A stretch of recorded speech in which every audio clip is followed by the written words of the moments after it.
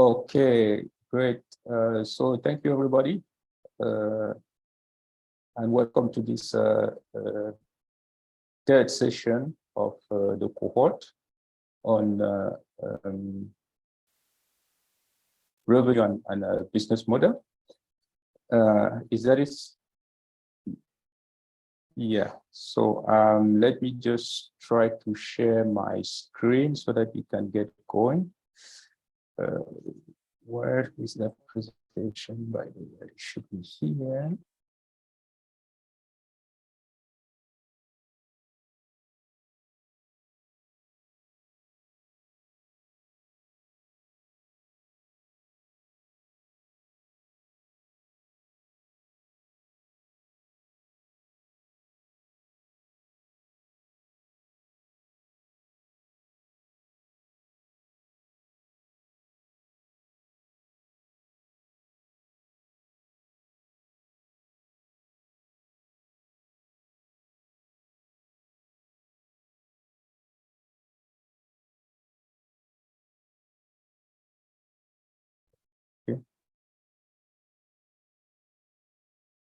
Good. Can you guys see my screen? Not yet, Bert. Not. Yes, Yeah. now. It's okay now. Okay, great.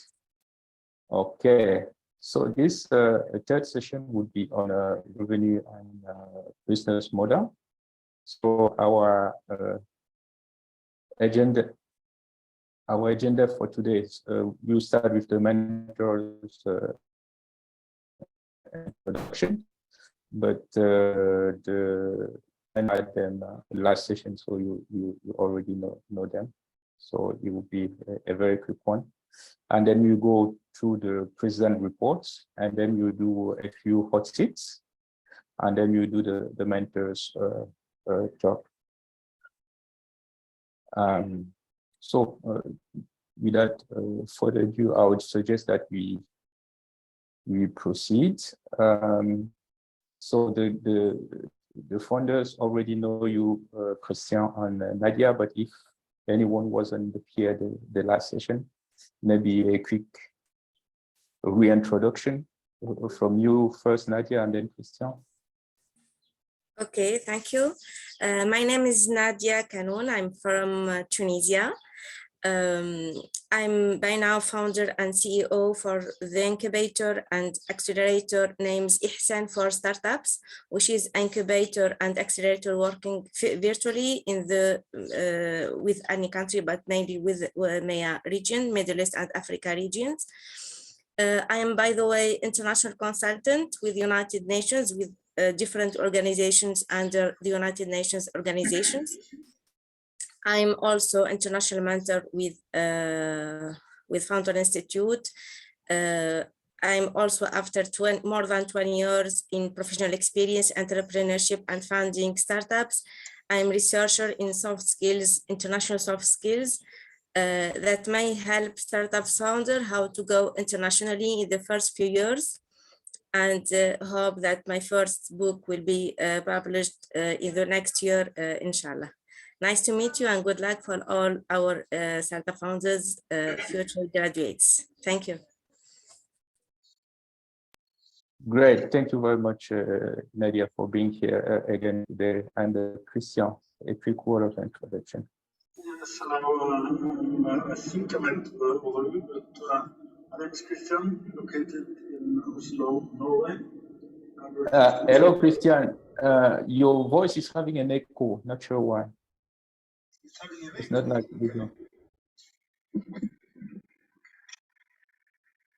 Still echo now? Or?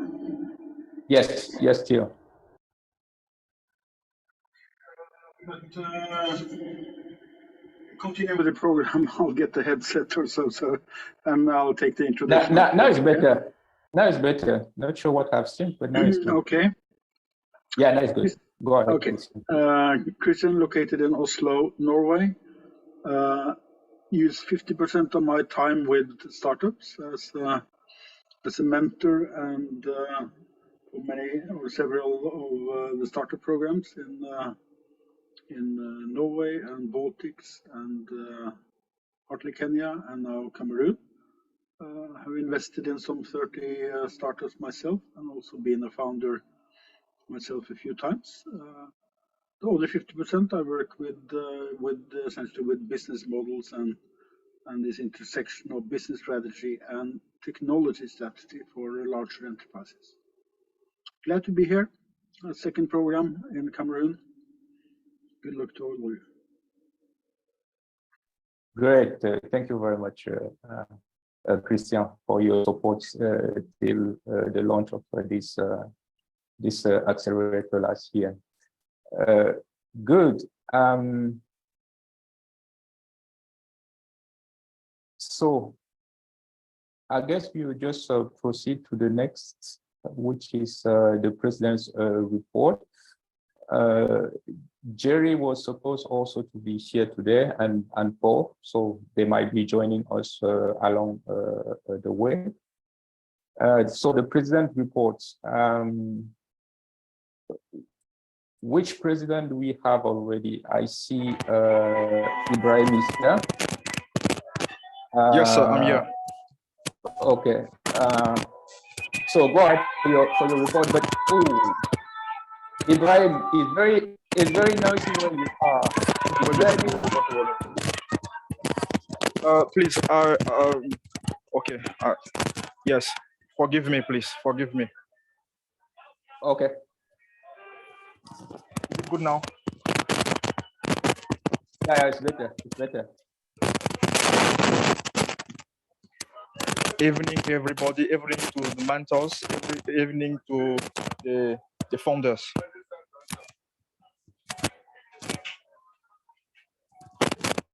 So I would like to do my report.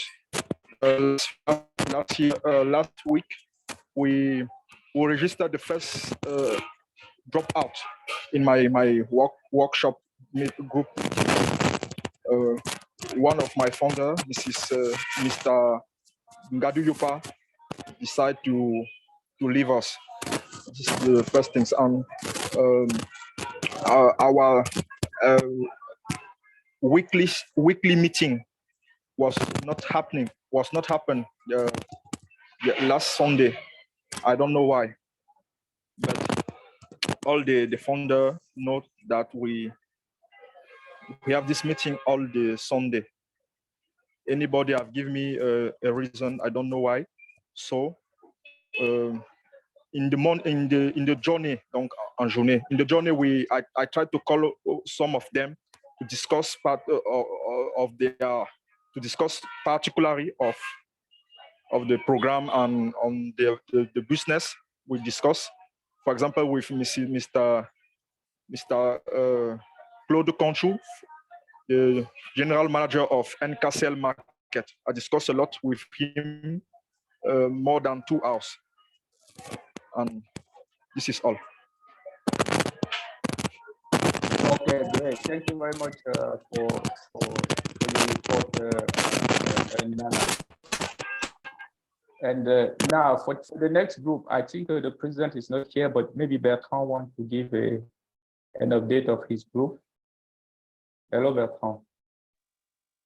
Hello, Bertrand. Good evening to everybody. Yes, I can Bertrand. see my president is not here. I have not prepared anything, but actually there's nothing to talk about because there was no activity in our group this week. The only thing that happened is that Claude, Honora, and I are the only people who discussed our pitch this week. As for Nana Ibrahim, nothing happened last Friday when we were supposed to meet in our group meeting. President did not show up, nobody showed up. We are trying to carry on the way we can. Honora and I. And the other day, I made a group call, but only Claude and Harvey Larry in Kigali picked the phone. We discussed the bits, but that's it. Thank you, everyone. Okay, thank you very much for the update on your group, Bertrand. And now for the third group, who wants to give a quick update of the third group? I see that Terence is not here today. But who wants to give a group? Okay, let me go ahead. My name is Jules. Okay, Jules, go ahead, please. So we had our weekly meeting, our week's meeting, and actually we couldn't host it on Sunday, so but we postponed it on and did it on Monday. That was yesterday. So we went through our different businesses and the progress we've made. So, and I think Terrence's business, I think he's trying to work out something with Eric, because they have some similar model or similar interests, and they are trying to find a way to work together. We recorded one dropout, one person from our group dropout. So, and so far we have always been like 3 of us active, Eric, Terence, and myself, and some of the members have been just on and off. So from our business side, I think we're more concentrating, because you know this, the program is getting tougher a little bit, and the deliverable are taking more time to complete. So most of what we were focused on getting our work, getting up to date with our work. So that is the major thing we discussed. And yep.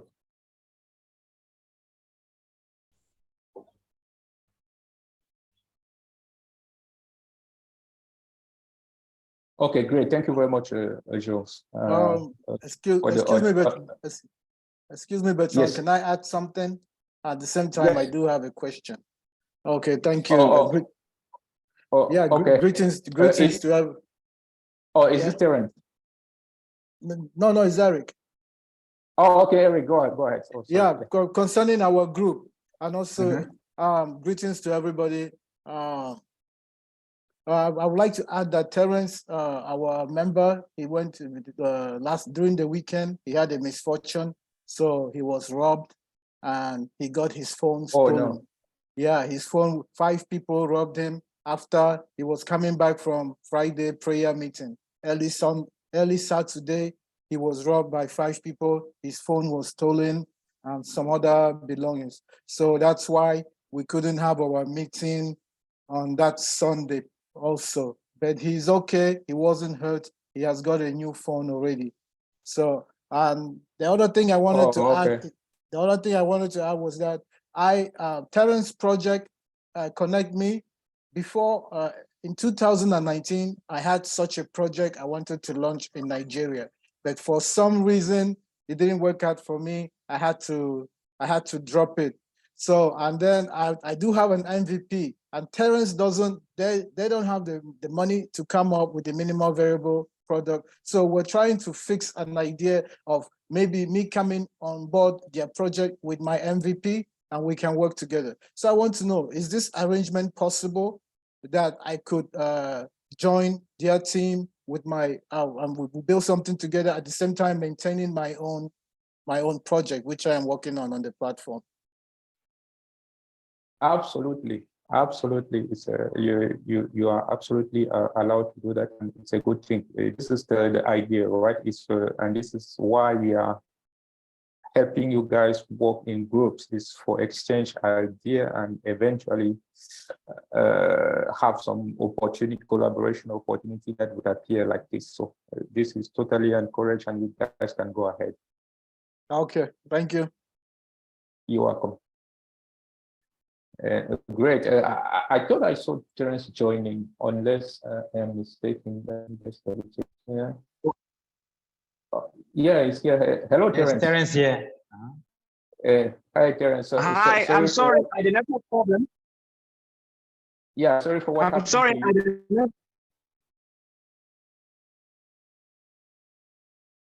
Hello. I had a network problem. I'm sorry. Yeah, no one. Jules already gave us an update from your group. So did Eric. So thank you very much for kind of driving this excellent collaboration between the group members.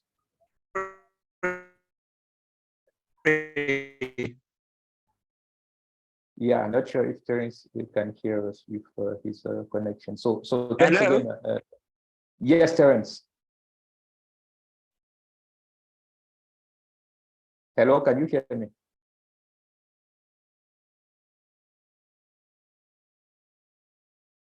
No, not sure that you can hear me. So let's just move ahead. Let's just move ahead, and eventually you'll be able to speak a little bit later. So that is it for the president's report. And even if some team members are not showing up, I encourage the most motivated among you guys to keep kind of collaborating with each other and exchanging ideas. If you are only 2 or 3 of you guys, just go for it, right? Okay.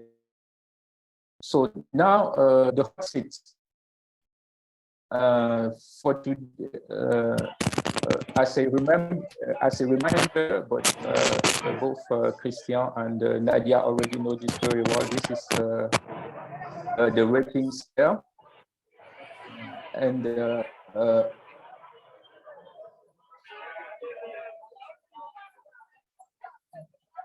hello, Ibrahim. Please go on. It's a bit noisy where you are. Okay, thank you. So this is the scale. So both Nadia and Christian would be rating 1 or 2 if the idea is not very clear, or if they think that is very bad idea, or 4 or 5 if you think it's good, or if it's something that they would like to take a closer look into. Now, on the hot seat today, we should have Harvey. Harvey, are you here? Yeah, hello, I am here. Okay, great. We should have Jordan as well. Jordan, are you here? I didn't meet Jordan. Oh, Jordan is here, great, okay. And we should have Claude also, who I think is here because I saw him at some point. No? Is Claude here? Maybe he dropped. Eventually he will come back. Okay, so let's get started with Harvey. Harvey, do you have a slide that you want to present? Yeah, I do have a slide. Is it my time to share? Yeah. You can just share your slide and your hot seat. And then after that, it will be Jordan, and then Claude lastly. You can take it.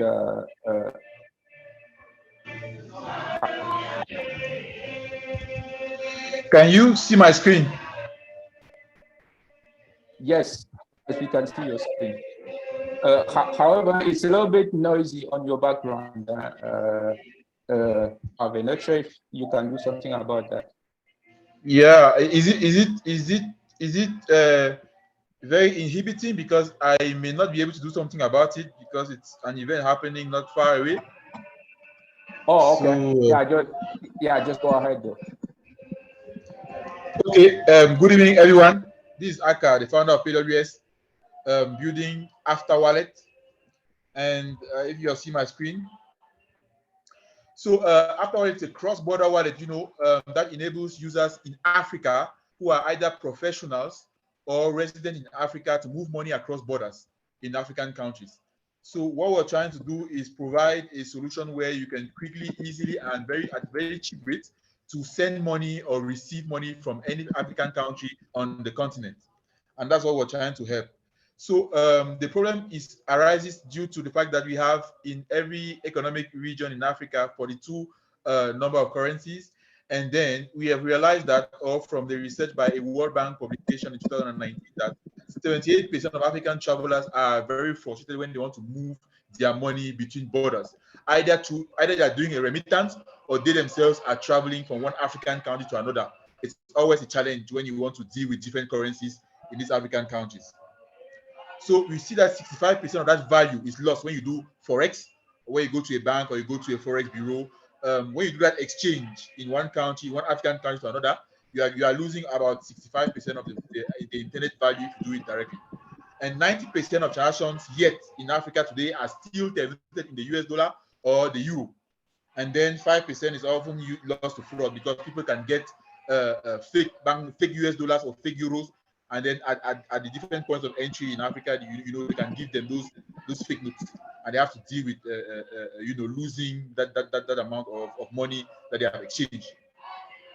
Now, what we're bringing after wallet is, in order to solve this inefficiency in the interoperability between different payment systems and economic regions, and also to reduce, the high fees of conversions that these institutions apply by virtue of the fact that the infrastructure is lacking, and then it's very difficult to move that money. Then you want to also, free users from the potential of getting into fraudulent or black market kind of economics. Then for travelers who probably want to go with their currency wherever they are going to, we want to provide them a platform through which they can do that without having to worry about last minute, pressures and last minute high transaction deals. Then the poor integration between member states also want to be able to make sure that African countries can really talk to each other in monetary terms whenever they are doing this kind of transaction. So we are building After Wallet as a chatbot initially, to enable users quickly via a mobile text on a WhatsApp chat message to carry out these transactions, to send and exchange currency on this platform. So what we want to do is to set up deposit and cash out transactions in the wallet, so that from your wallet you can cash out your money, and into your wallet you can deposit your currency, and you can cash out that money in whatever local currency you find yourself anywhere in Africa. So we want to also deploy agent networks, who are agents that you can be able now to go to them and deposit money into your wallet by giving them your physical cash, and they will deposit into your wallet, so that whenever you displace yourself to another African country, you can cash out the local currency from your wallet. Then secondly, we are implementing transparent fees. You can actually know what is the exchange rate that you're going to incur, and what is the percentage of fee that you're also going to be able to give back. Then the product, like I was saying before, is a WhatsApp chatbot initially. As you can see on my screen, it will enable you to carry out those transactions just by sending simple messages on a WhatsApp chatbot. And then you can also find out what are the exchange rates, what are the fees involved, and have access to customer support. If you need even human support on our live chat on the website, you can have that support. So our value is simple. What we bring is simplicity, which means that you only need WhatsApp. It's not an additional app where you have to look for Play Store or Apple Store to download yet. And now decent pricing. I believe we are one of the cheapest on the market when we look at the other competitors or those who are even doing it traditionally. Secondly is speed. Every cash out can be completed within 5 minutes on the platform. On our strength, so we are affordable, available to everyone, since we are doing this thing on WhatsApp first, and then it's fast and secure as well. Our weakness is that, of course, it requires an internet connectivity to go through. The opportunity that are here is that we can usually connect different methods of payment that can enable you to cash out and cash in from your wallet in local currency. Then we can support a large spectrum of currencies as we move to different countries. The threat here is that we require some regional integration, and this may limit probably dependence on mobile money operators and what we have. And then the fees also are subject to the regulations that are implemented and the policies that are based in that particular economic region. Recently, we realized that in the SEMAC region, or in mobile money operations in Africa, in Cameroon specifically, they impose a charge of, I think, 0.2% on any mobile money network transaction. So these are things that could limit or the operations that we have on the wallet. So the opportunity here is that we have looked at the tourism industry, and according to that World Bank data in 2019, this is a $38 billion market. And for tourism specifically in Africa, you have that Africans are spending about $24.7 billion, and we hope with After Wallet to be able to capture 5% of that market in the next 5 to 10 years. Our pricing is simple. It's always less than 3% per cash out transaction. All deposit on the platform is free, and we are adding also a margin for conversion of about 5%, which is really very, very small compared to any other operator in the space. Now, in 3 years, what we hope to do is, we want to get into Cameroon, Rwanda, and Ivory Coast. Right now, it's operational between Cameroon and Rwanda. So by the end of this year, we hope to, establish markets in Ivory Coast.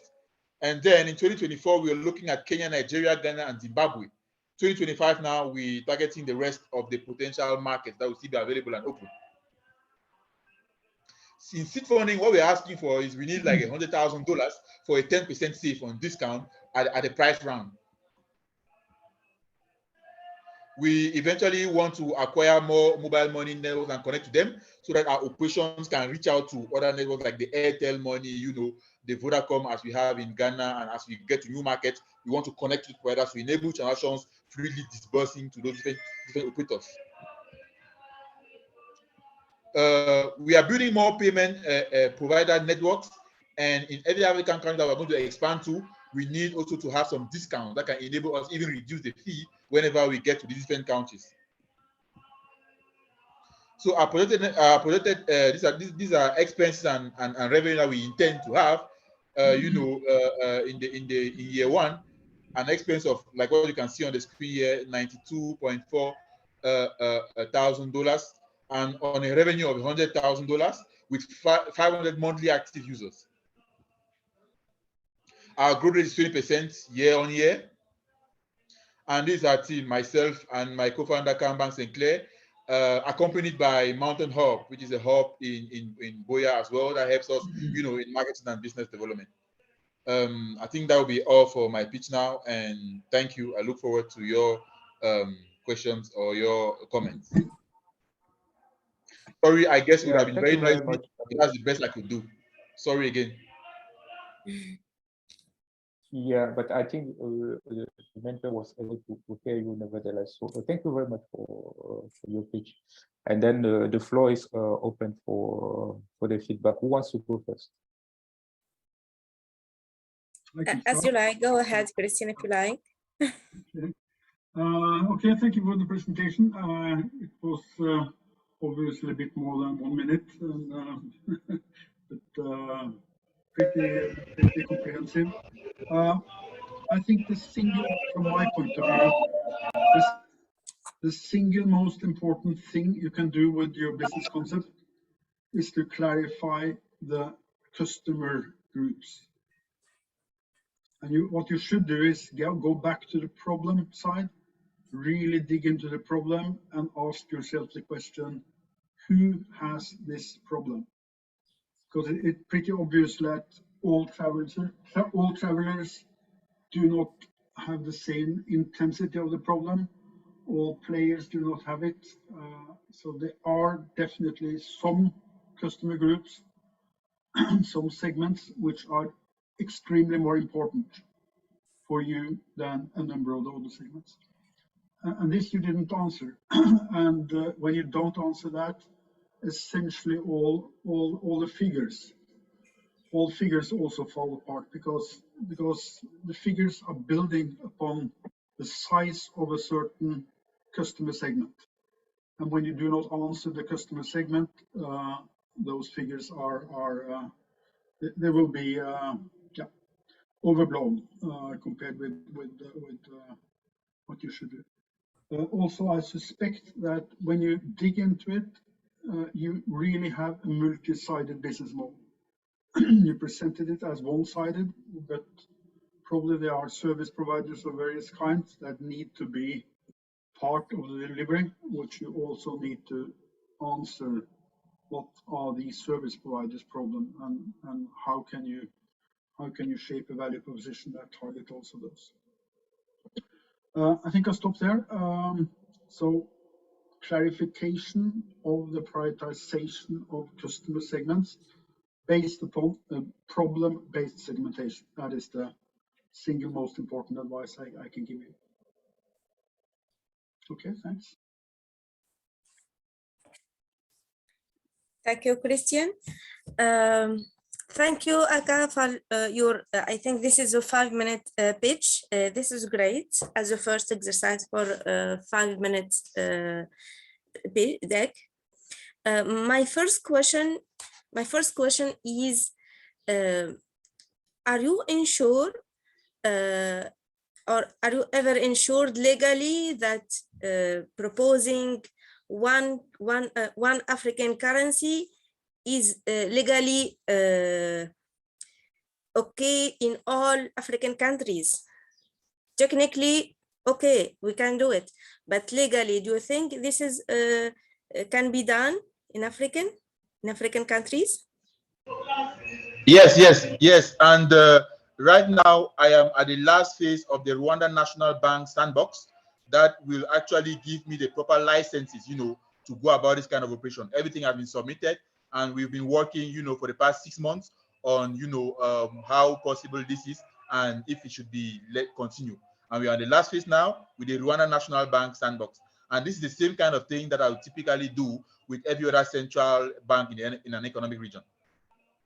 And this is okay for how many countries, or which are the countries that you can operate this one-stop country currency or one African currency?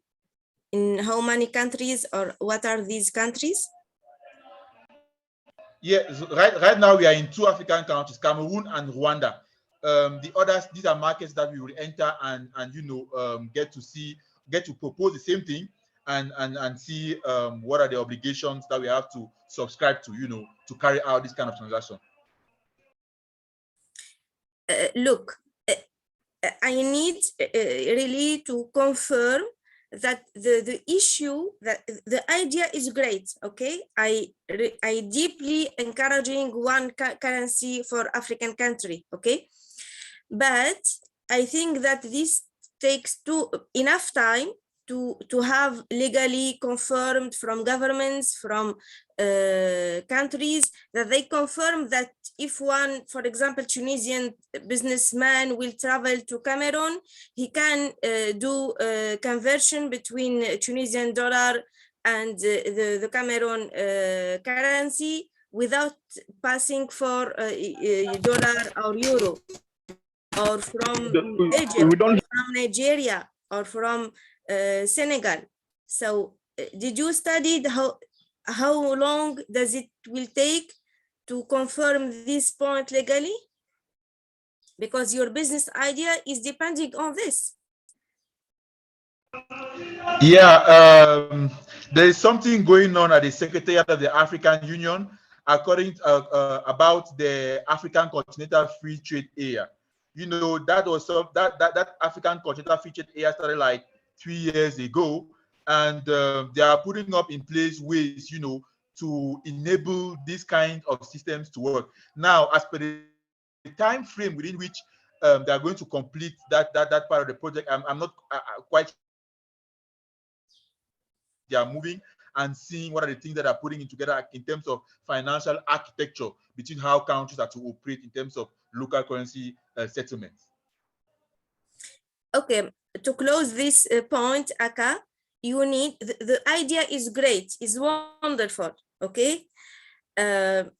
Especially if I am African mentor, so I am implicated in this idea, but I wonder that the time that will be taking to allow this point legally from at least 6 countries, and 6 countries where there is traffic and tourism between them, allow you to have enough revenues.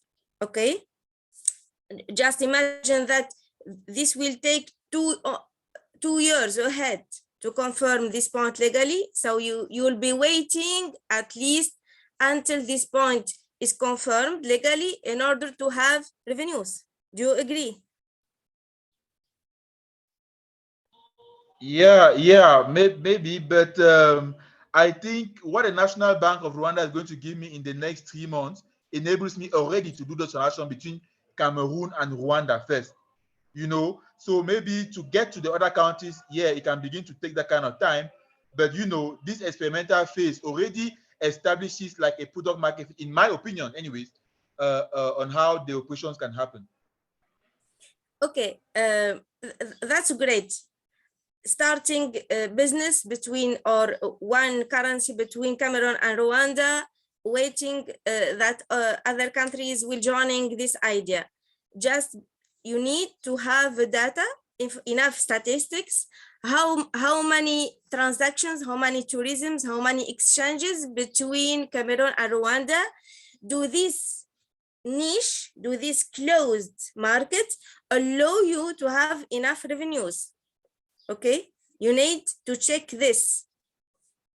I pass for another point is that just little bit like Christian said, you need to specify if you will be working on personal tourism or professional tourism or ecotourism, which kind of tourism, and clarify to yourself how will be your strategy to tackle this niche. Okay, and at least you need to ensure that this sector allow you to have enough revenues to sustain and to grow.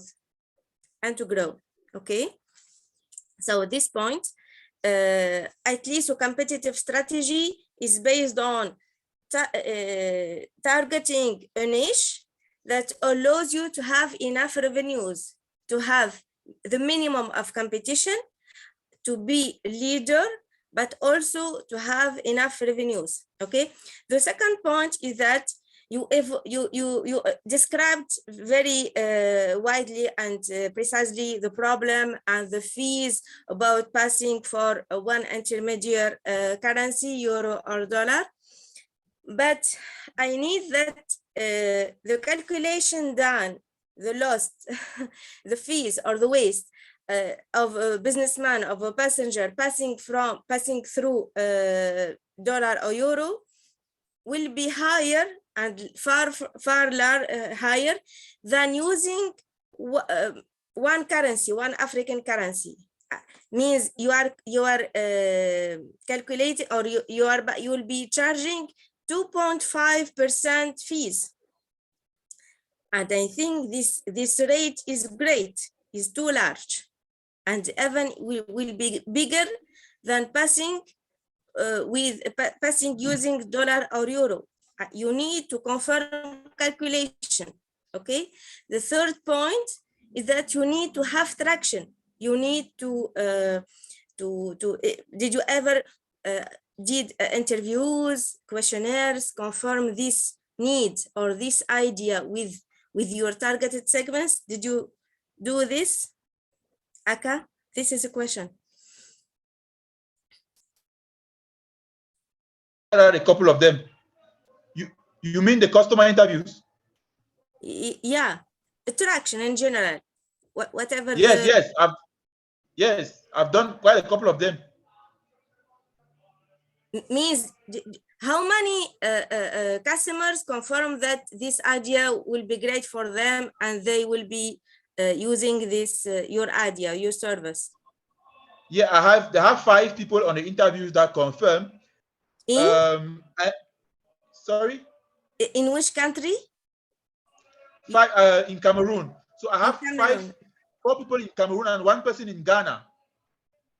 Okay, you need to have, okay, that's great as a start, okay, but you need to have more traction in order to confirm that this idea is close to Cameroon and Rwanda and is very this is not innovative idea, but this is disruptive idea. This will be changing the exchange, the finance, the exchange sector, and using technology. Okay, so you need to have, in order to ensure that the way you will be adventuring, you will be entrepreneuring is secure. So you need to have more traction. Okay, especially from Cameroon and from Rwanda. And this traction means, for example, you need to have 100 confirmation and at best 1,000, and these 1,000 clients or customers, you need to sell them, to have them as clients in the short term in order to ensure that they really will be using your service. Okay, The fourth point goes for the technology or the service, means the layout of the service you will be using. You said you will be showing the fees with a chat, WhatsApp chat, and chatbot. As a customer, I really will be comfortable with a dashboard, with a website where I will be having an account and have all the information in just one click. And once there's something not clear or not operating or an issue, I'll be chatting with a chatbot or using WhatsApp. That's great to have one instant chat. That's great. But the basic layout of the service, it will be better if you use a website service, a dashboard that outlook all the information needed by the customer. So actually, when you are there are some operations or services from the chatbot that will take you to a web dashboard. So if you want to have your history of transaction history, it takes you to a dashboard where you see all the information about all your transaction and the status. So it's not only on WhatsApp, but for some services you go on the web.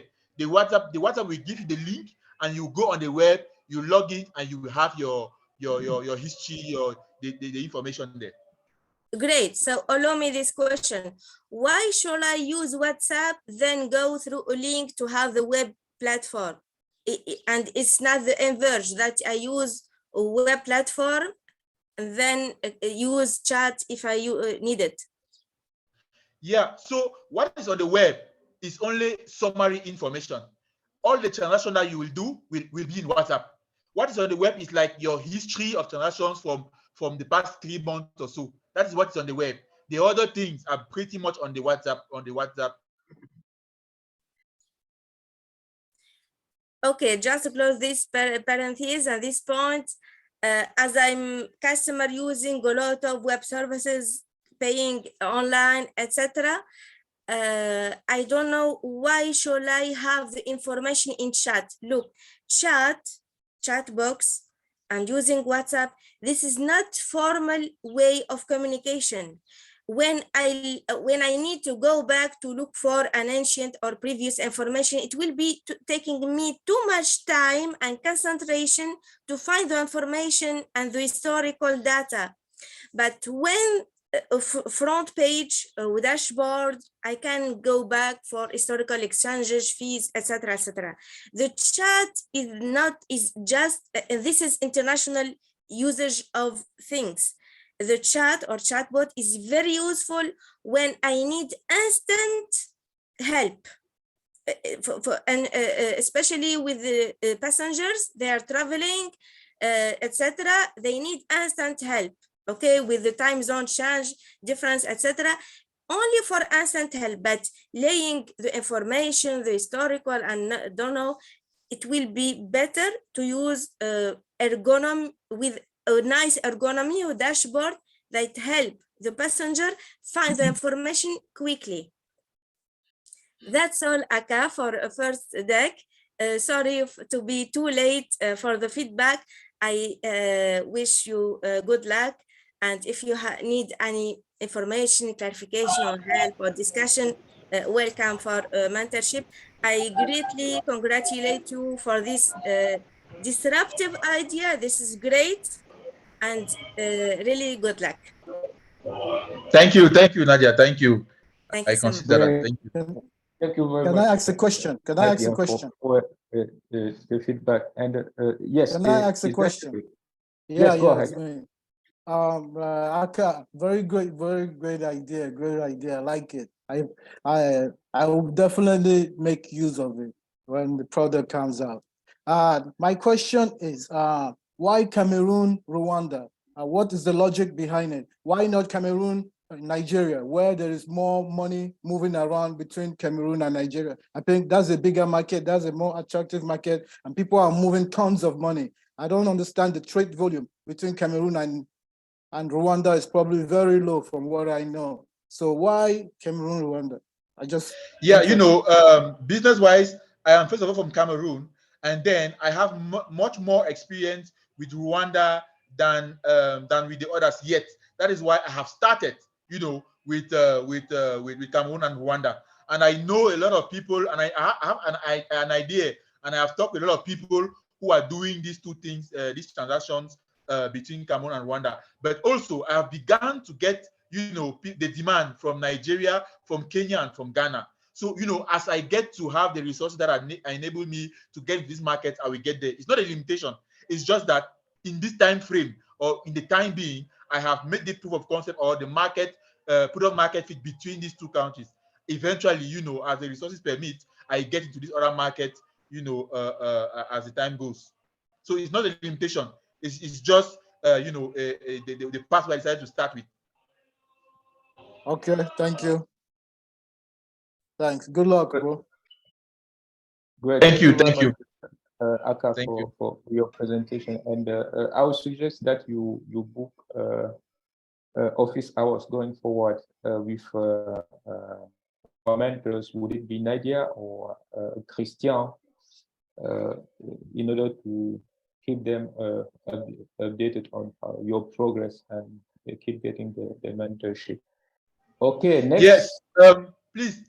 I wanted to book some office hours with Mr. Christian, but I don't see how. I don't see availability on the dashboard, so I don't know where to do that. Well, I should be available there, but I think the last day I put in there was today, so I can add a few hours next week.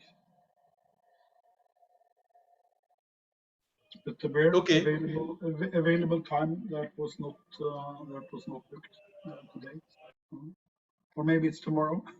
I need to look. I need to check the dashboard myself. Okay, great. So you check the dashboard, Aka, for Christian's availability and book with him. Great. So next should be Jordan. Hello, Jordan. Hello, can you hear me? Yeah, we can hear you. Are you ready for your hot seat? Yes, yes. Okay. But I don't have a pitch to share. You don't have a deck. Okay. Yeah, just go ahead. So you will do the 1 minute. Okay, go ahead. You will still get feedback from our mentor. So the floor is yours, Jordan. All right. So Flex is developing a platform to help small businesses in French-speaking African countries to solve their customer long payment delay by providing with invoice financing in less than 2 days. So we compete in the lending market, in the French lending market, French African lending market, which is a $30 billion market. We are similar to fintechs in the lending industry and also microfinance and bank, but we provide invoice financing in less than 2 days with a low interest rate. So we are looking for investors to help us scale our business and also meet the needs of our 500 customers in terms of invoice financing.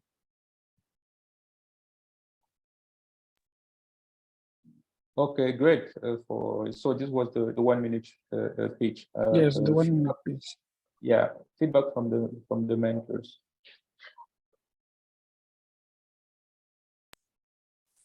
Okay, shall I start? Thank you, Jordan, for your nice 1 minute pitch. So you mentioned at least the sector in what you are different from competitors, and in general, what is your service?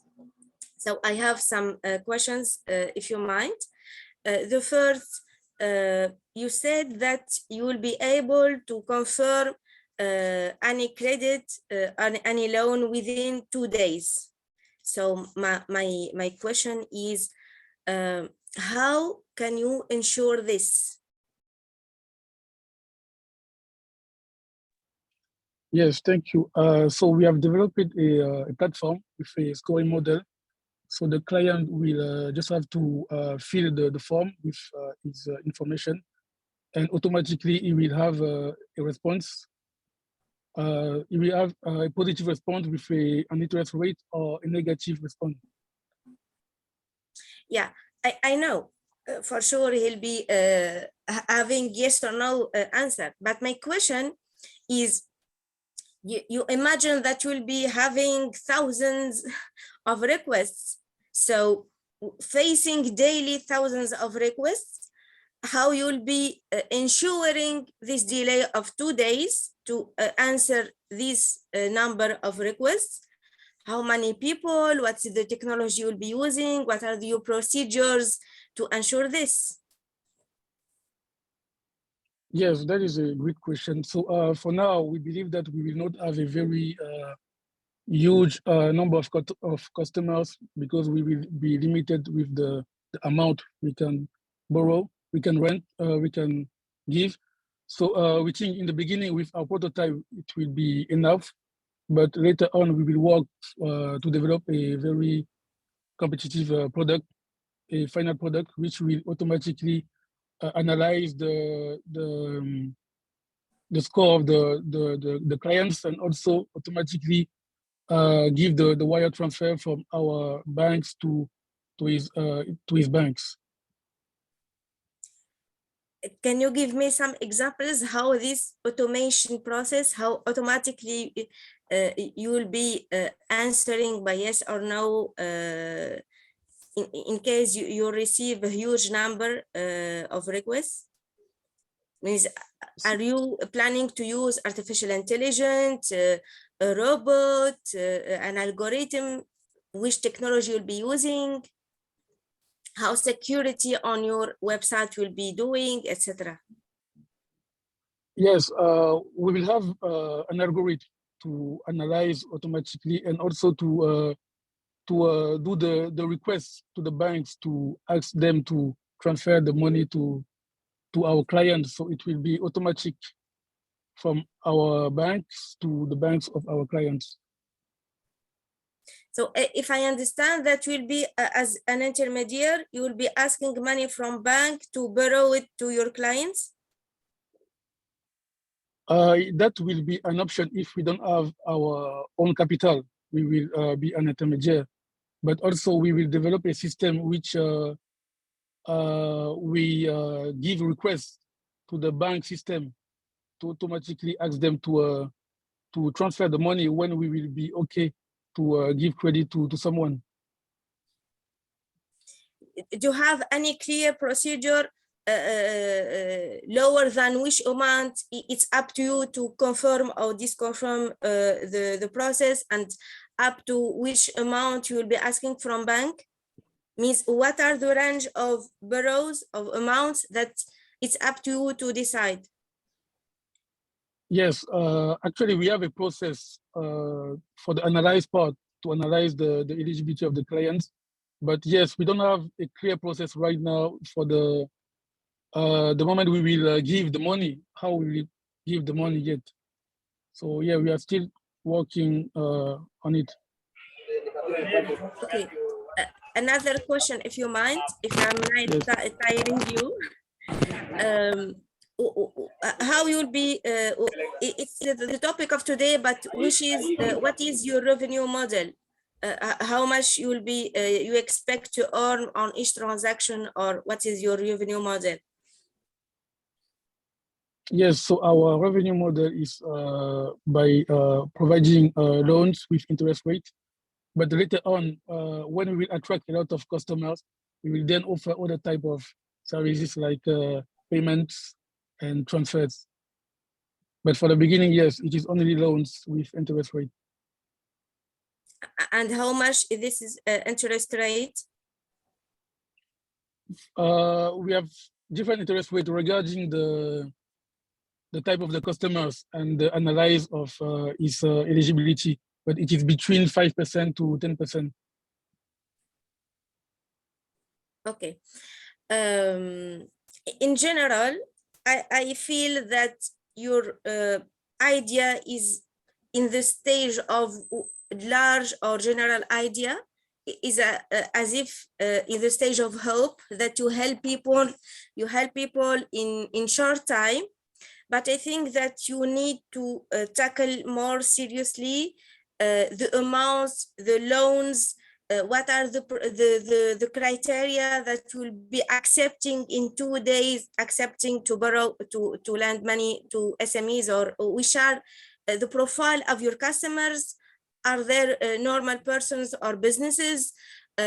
What are their criteria, how they will be returning the money, etc. You will need to clarify all this in order to confirm later on if you will handling a competitive strategy, a sustainable business or not.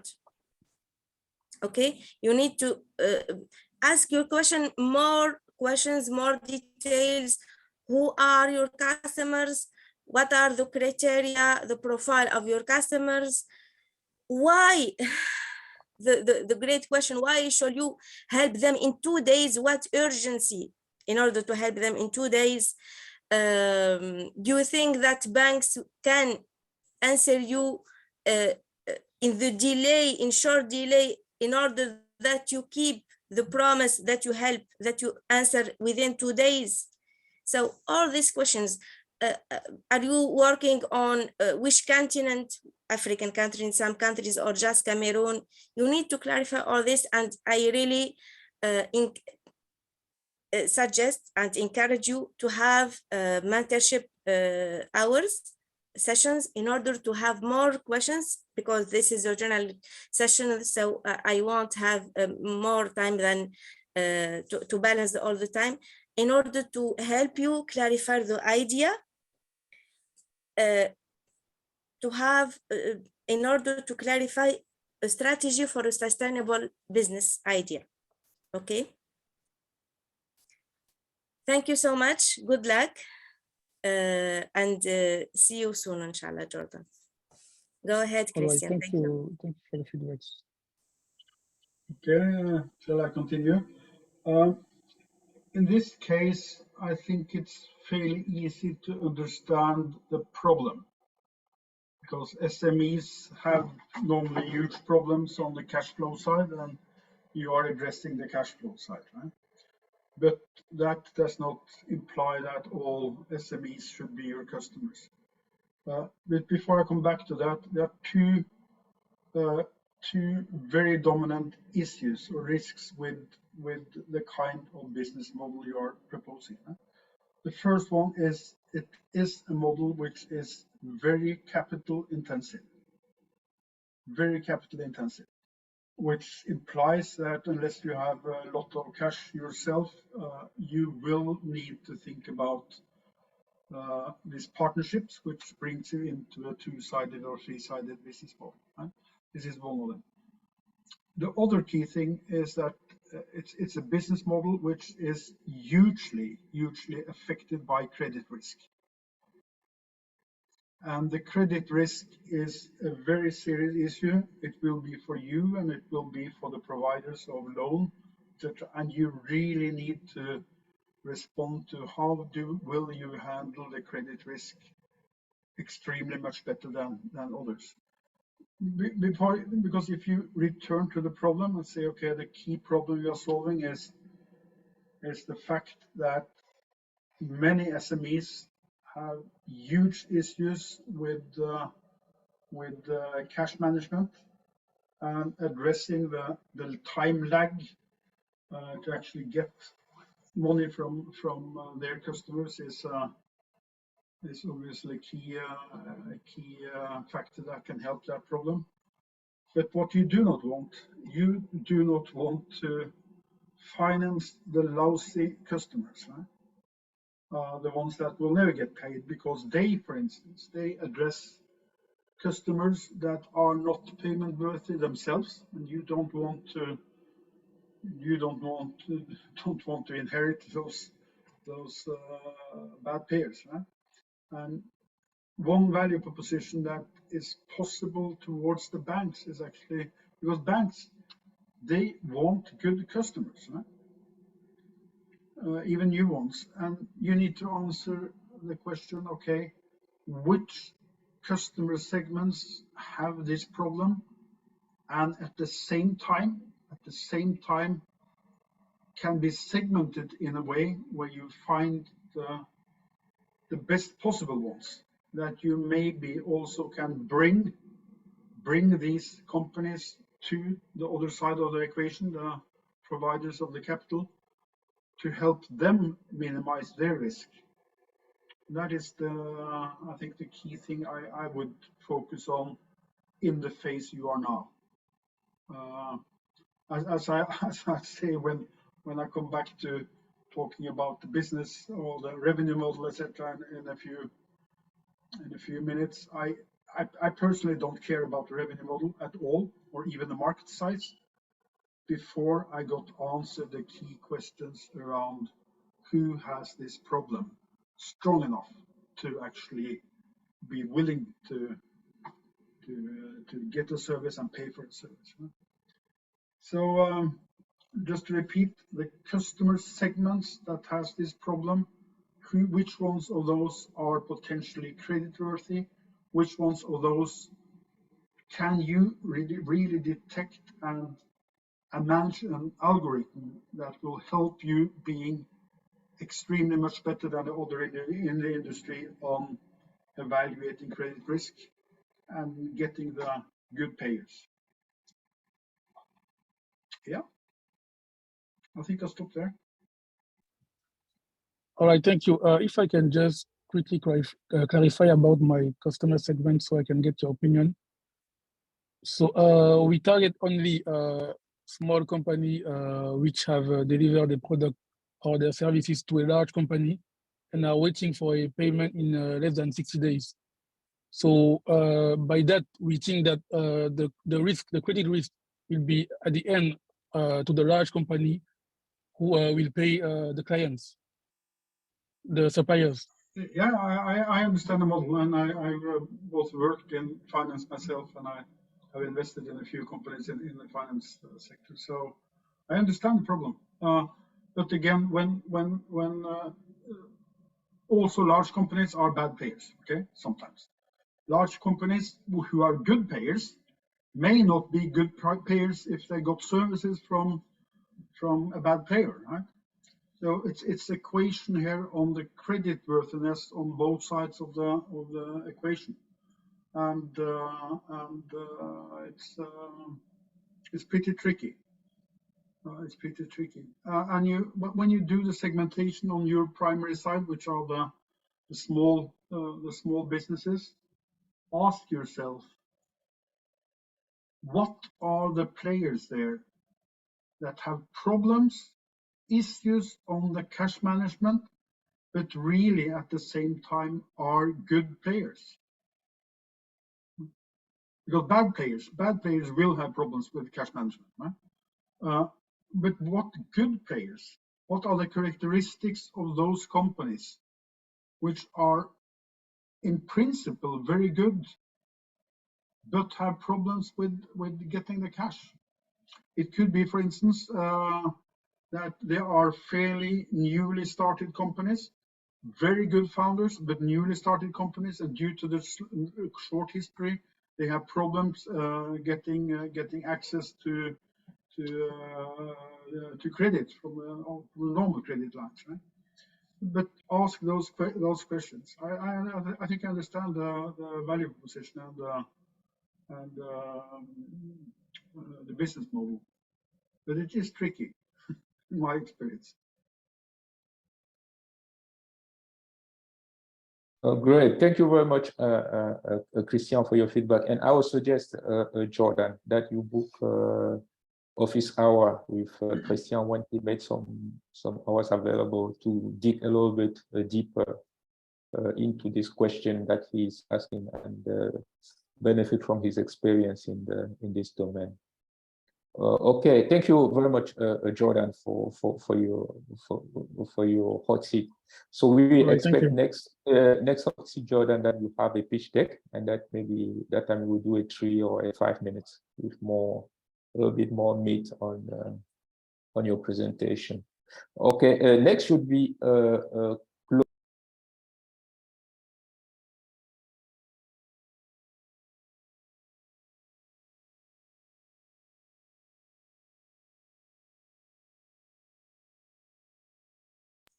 We are not hearing you, Bertrand. You are on mute.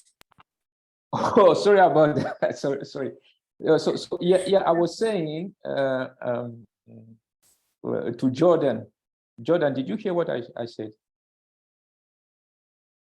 Yes, Bertrand, I heard it. Oh, okay, so I'm not sure how I went on mute. Okay, so Claude, are you ready? Are you ready to preach?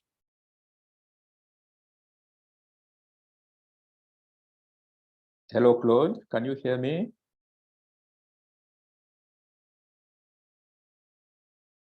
Not sure if Claude can hear me, but then we have Hello. Hello, Claude. Are you ready for the speech? J'ai un véritable souci avec ma connexion ce soir. Elle ne passe pas du tout. Ok, d'accord, Claude. Dans ce cas, on va te reprogrammer la prochaine session. Et donc, du coup, Ako, are you ready? Yes, I can jump in. Okay, just jump in. And do you want to present? Yes, I would like to present. Okay, go ahead, please. Claude, we'll do it next time for you, right? Hopefully the connection will be better. Okay, go ahead, Ako. Okay.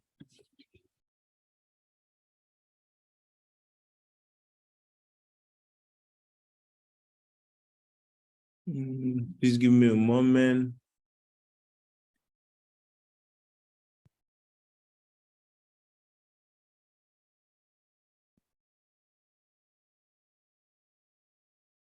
Just checking if you can see my screen before I go in.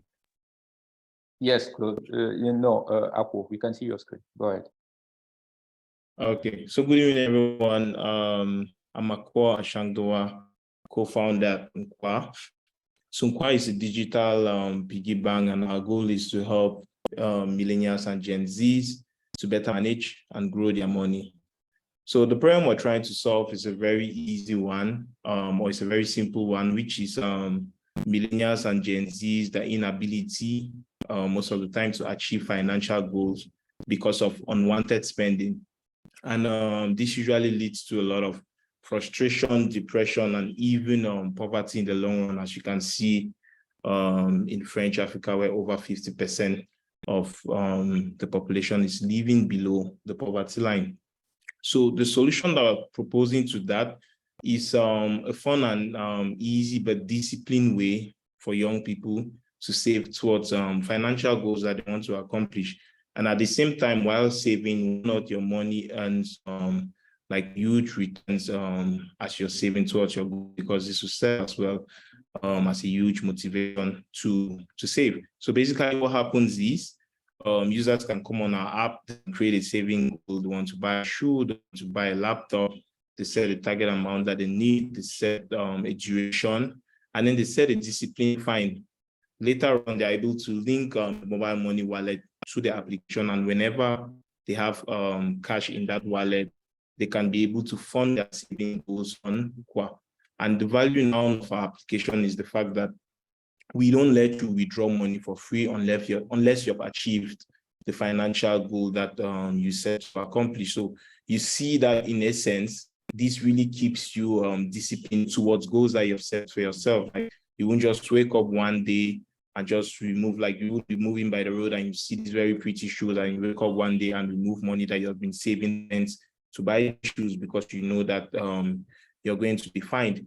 And the long-term vision is really to push out a lot of interesting financial products to millennials and Gen Zs that can help them manage and grow their money, especially as this segment is usually excluded and the existing financial services that are provided to only about 20% of adults in French Africa, it's really just limited. So yeah, that's the vision. We're really looking at the market that we're looking at tapping in is the one that the mobile money, mobile money has really built. When you look at French Africa, mobile money has penetrated the region by over 60%. And you can see that transactions in this region have accounted for over 95 billion US. And we're looking at serving as a secondary value-added service on top of this infrastructure, where people, apart from just sending and receiving money amongst each other, they can be able to get themselves involved into other things. Like I mentioned, the target market is really young people, millennials and Gen Zs, because these are the people that are most consumed by the you only live one mindset. They very much, when they get money, they very much are thinking about spending. And even for the ones that want to create long-term goals, want to save money, they find it difficult to control that burning feeling to spend. And so these are the people that we're targeting, and we're mostly going after like the micro business owners, because these are guys that know that, hey, I need to save my my monthly income every month, so that in the next 6 months or in the next 1 year, I can scale my business. I can buy a generator for my business.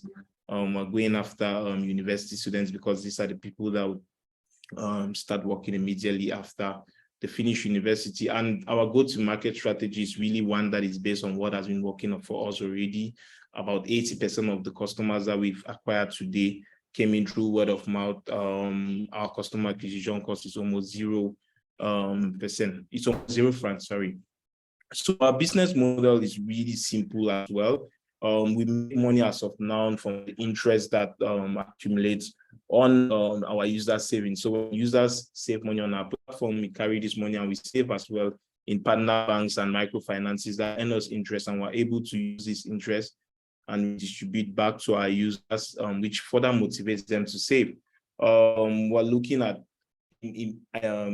getting these users access to investment features as well, like bonds and treasury bills, where they can earn high revenue on whatever they're saving. But at the same time, the fact that people can only withdraw, like the fact that if you try to withdraw money on an application when you have not reached your goal, comes with a fine. This fine is also considered revenue to us. And we're also looking at using our service as a means for payment. I mean, before you buy a MacBook, you must have saved up money for about 6 months. So why not just permit that person directly pay for the MacBook from our platform, instead of letting them to withdraw the money to some other place before finally sending it to the merchant. And if we are able to do that, if we're able to let people pay for high purchase goods by gradually saving for them, then we can be guaranteeing merchants more sales, and we can charge these people about 3% commissions on the income that they make from there. And you can see how much money we're going to make from all of that. So, I mean, just to tell you how much people love our product, we've been able to help and assist them save over $3 million US. Today we have over 350,000 under management, and we're doing this month that just passed, we did about 6,400 US dollar in money with current revenue. We also are aware that we're dealing, this is a regulated sector, and in order for us to collect money from people, we need to get in contact with certain licenses. And so we acquired a microfinance license, and we have several partnerships with the European Union as well as our Ministry of Finance and Post and Telecommunications, as this helps us to better develop relationships around the regulations that should guide us. In terms of the market that we are in, we really have this first mover advantage, plus the fact that we have gamified our product, making it very fun for people to use. That's why a huge number of our customers are coming through referrals.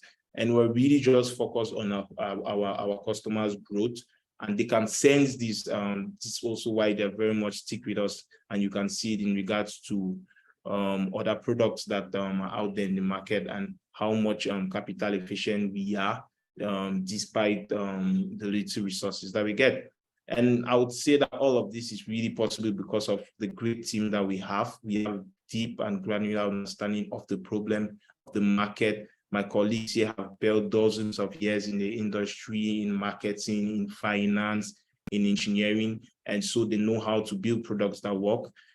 They have built products that work. In fact, I've built, like my last 2 startups, one of them was acquired for a 6-figure dollar amount. So this is not our first time, and we're also accompanied by very great advisors who themselves have these practical skills and are able to get on board when things get rough for us. Today we're looking at raising 650K, and this is really just to further develop our product, to scale our revenue streams. Today we're doing 6K. We want to grow this by 10. We want to be able to do about 60K in month-on-month revenue. We want to grow AUM to over 3 million, and we want to reach right up to 100,000 customers. So this is one of the reasons why we need to further develop our product, and we need to get more people to access our, to know about the product like this. And that it's really a very unique opportunity, because we're existing in a time where mobile money, it's penetrating internet, it's getting into Africa. Smartphones, mobile phones are very, people are very much consuming this. And we're really just tapping on that to provide services that have usually not been accessed by the people in this area. Plus the fact that this it's not like this is something completely new in the world. We're more of replicating a business model with context, something that has worked in other nations, like you can see. And we're very confident with our experience that this can work, plus the fact that there's a lot of social and economic impact that this solution brings to our customers and even to the economies in which we're working in. For example, we're able to marginalize cash and invest into government bonds and treasury bills. These government bonds and treasury bills are used to build government roads, are used to build hospitals and things that still cater back to the population. Plus the fact that we're helping these customers to better manage their money. And so you see that in the long run, it really leads to economic mobility, because people can finally get out of poverty since as they're channeling their money into the right goals and right needs. So it'll be very great. I'm really very happy that I'm a part of this Founders Institute family. I look forward to learning a lot, just so that we can push this solution to the rest of French Africa, and why not even the entire Africa itself. Thank you. Great. Thank you very much for your pitch. And the mentors, the floor is yours. Christian, you want to start? Yeah, I can start. I'll take a bit different comment now than the two previous ones.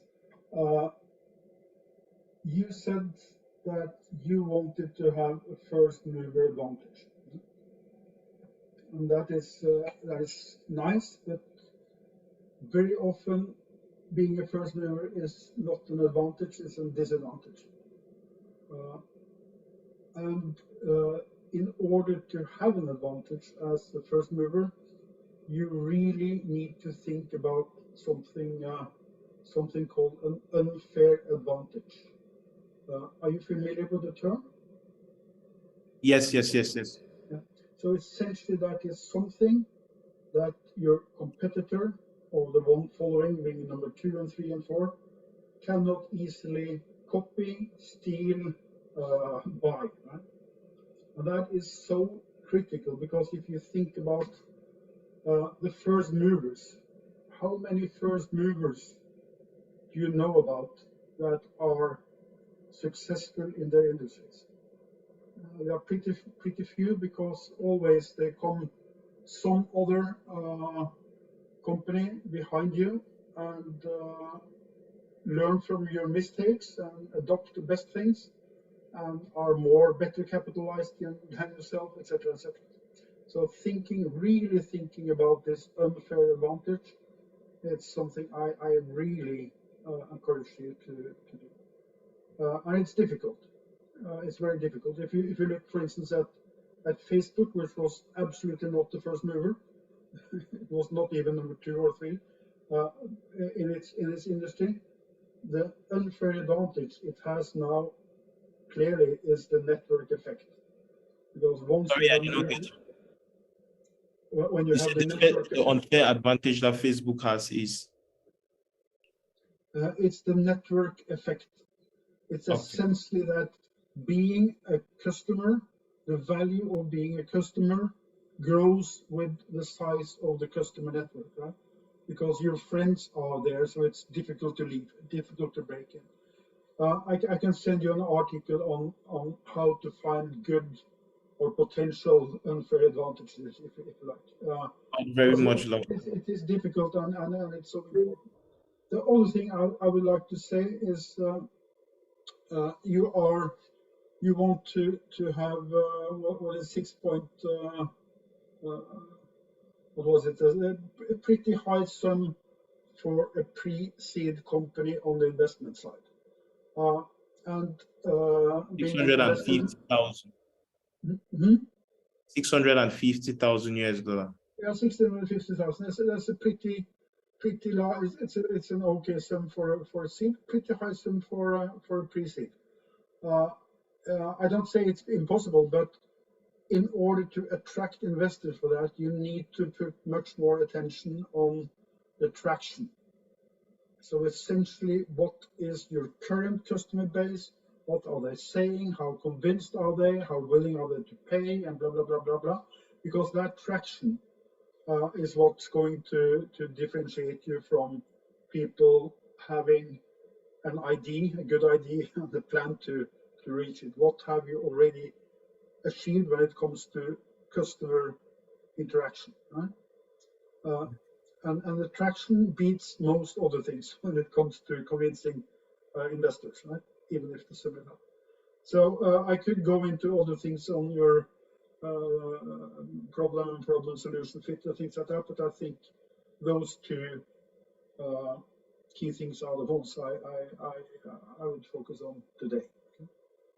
Okay, thank you very much. Book a mentor hour if you want to expand.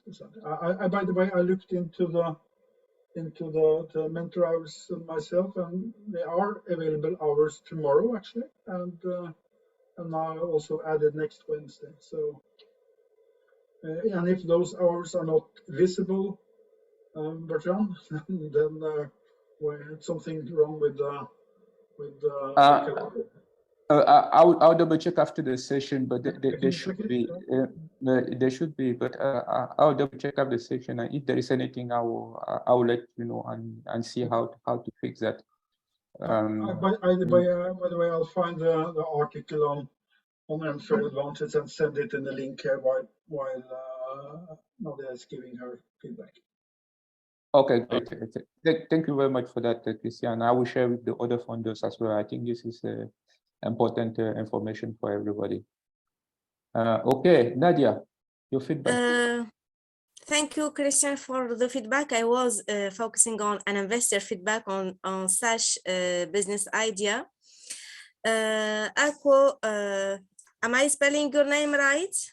Ako? Yes, you are. Okay, Aqua, great. So I really appreciate the fluency of the information. You are managing the deck right, means you are going step by step through information. As a first simple question, I want to just ask why you are focusing only on French-speaking countries, African countries?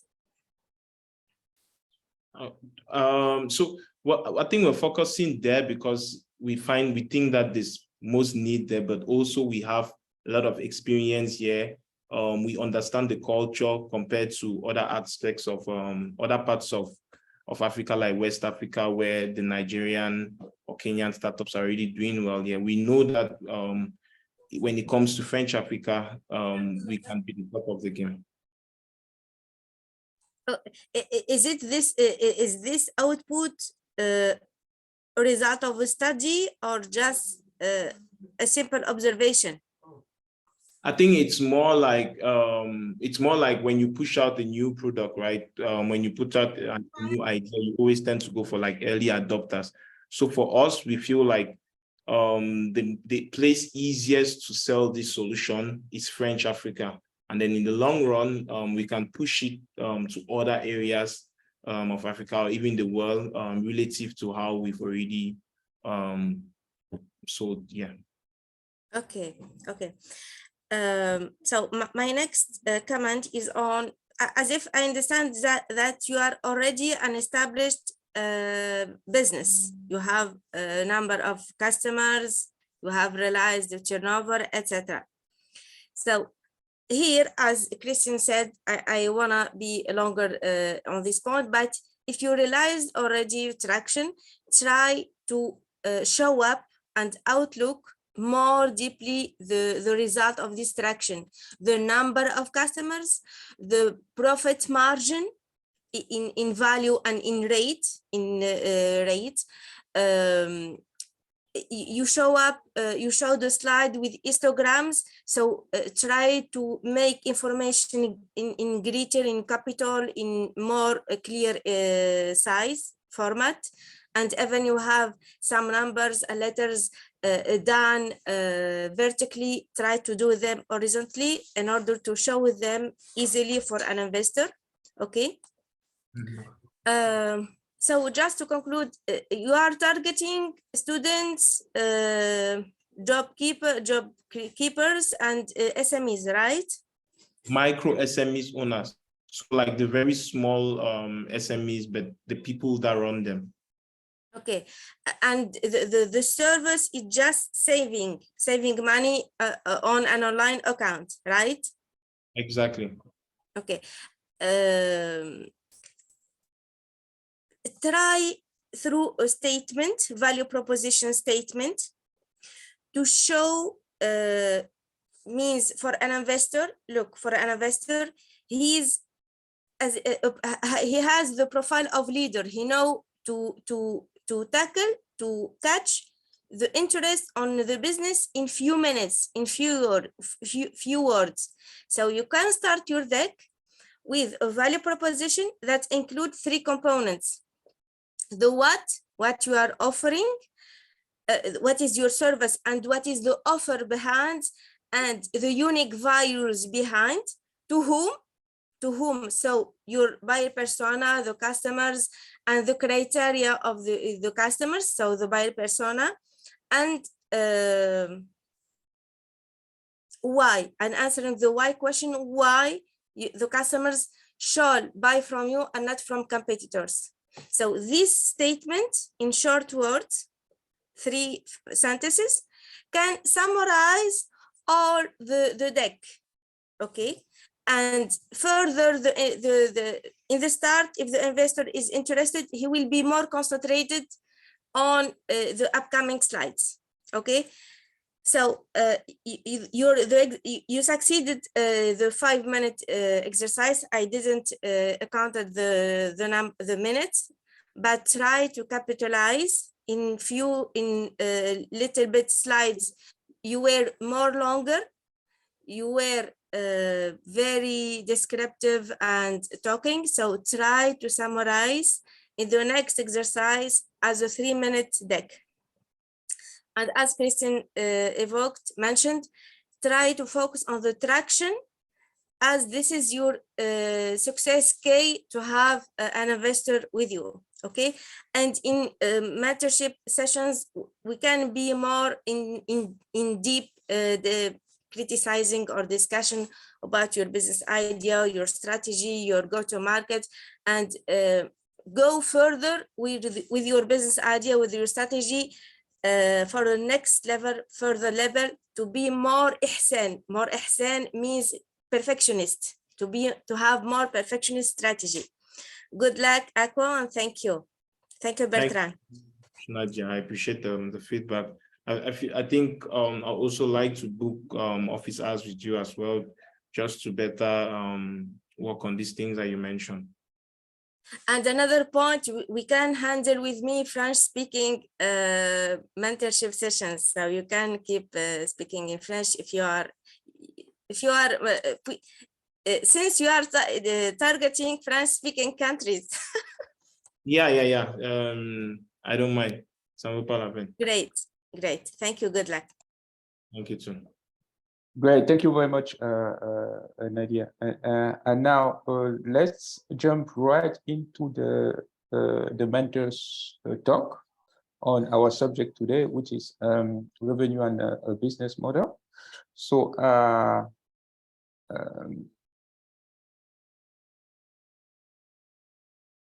Who wants to go first? Christian?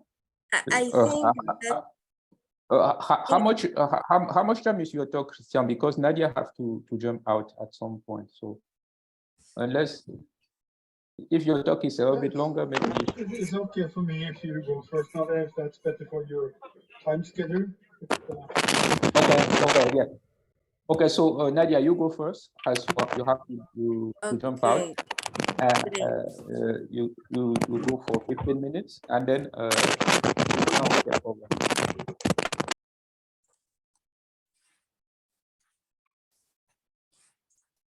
So I'll be sharing my presentation.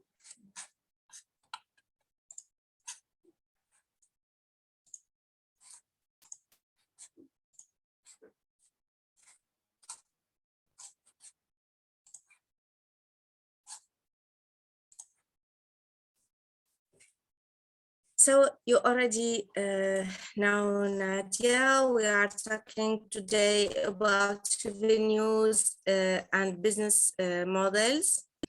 So we'll be tackling focusing on how to survive before having investments, how to select and identify the most lucrative revenue source for our business, how to identify the target customer that is more attractive, or to identify the revenue source that is more attractive for our target customers. What are the challenges and how can we go through them to pick the best fit revenue model for our business idea?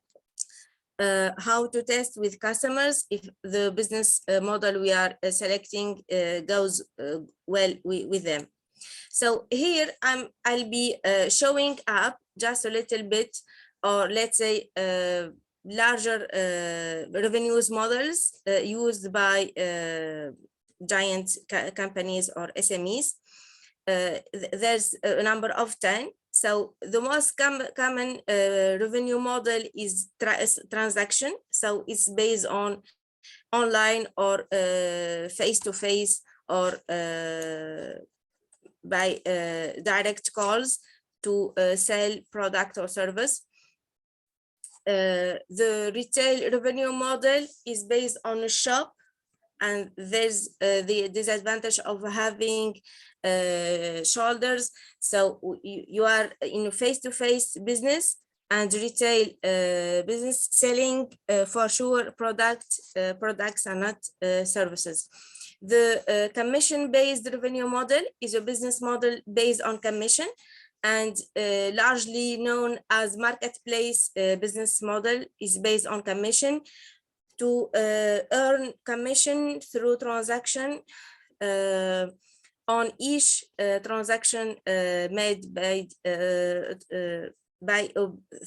between a buyer and a seller. So it's marketplace selling products or services. The ads-led revenue model. I will give some names of businesses. Commission-based revenue model is like Jumia or Amazon. Okay. Let's say transaction business revenue model is like any business. Is the more common business revenue model known. The next revenue model is ads-led revenue model. It's based on building traffic, huge traffic on your platform, on your website, on your marketplace or whatever. And in further time, you propose to show ads, advertisements based on some criteria. And that's how the business will earn money. And this is an example, a very common example is Facebook or Google. They have a huge number of visitors, of recurring visitors, and they earn money through ads. Affiliate revenue model is based on showing links of sellers to buyers. It's not like ads or not like commission. the revenue model is just based on referring clients to sellers, and Amazon is the best example for this revenue model. A freemium is a revenue model that is based on free service, is used largely for services. So the main service is for free, but further, if the customer needs more advanced functionalities or services or more deep features, they will need to pay. The most common example is LinkedIn. So there's a freemium version, but if you like more advanced features, you pay a monthly fee for that. Subscription as a service, subscription business model is a business model based on monthly subscription, monthly retrieving fees. The most common is for services online, and it goes very well with services that can be paid monthly or yearly. And it's very helpful for customers to choose this business model if the service is done for that. Licensing business model is based on having a patent, having a license, and allowing selling the rights to use this license or this patent for a few years, for a duration, for limited duration, or openly. And this royalty fees based model works great with patents, softwares, or services that where users need to have the license, the authorization of the copywriter or the patenter, the patent holder to work, to use it, or to add it to their services, or to work on it on their business or their projects. As a new business model or revenue model is donations. The donation revenue model is based on donation from customers.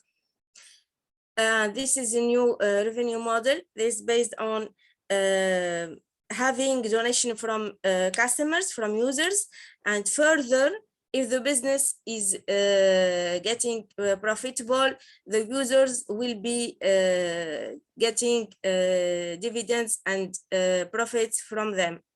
The last, the last revenue model is channels, is like where the company holds products, especially product and physical product, and have a network of wholesalers and then detail shoppers to distribute their products through this channel.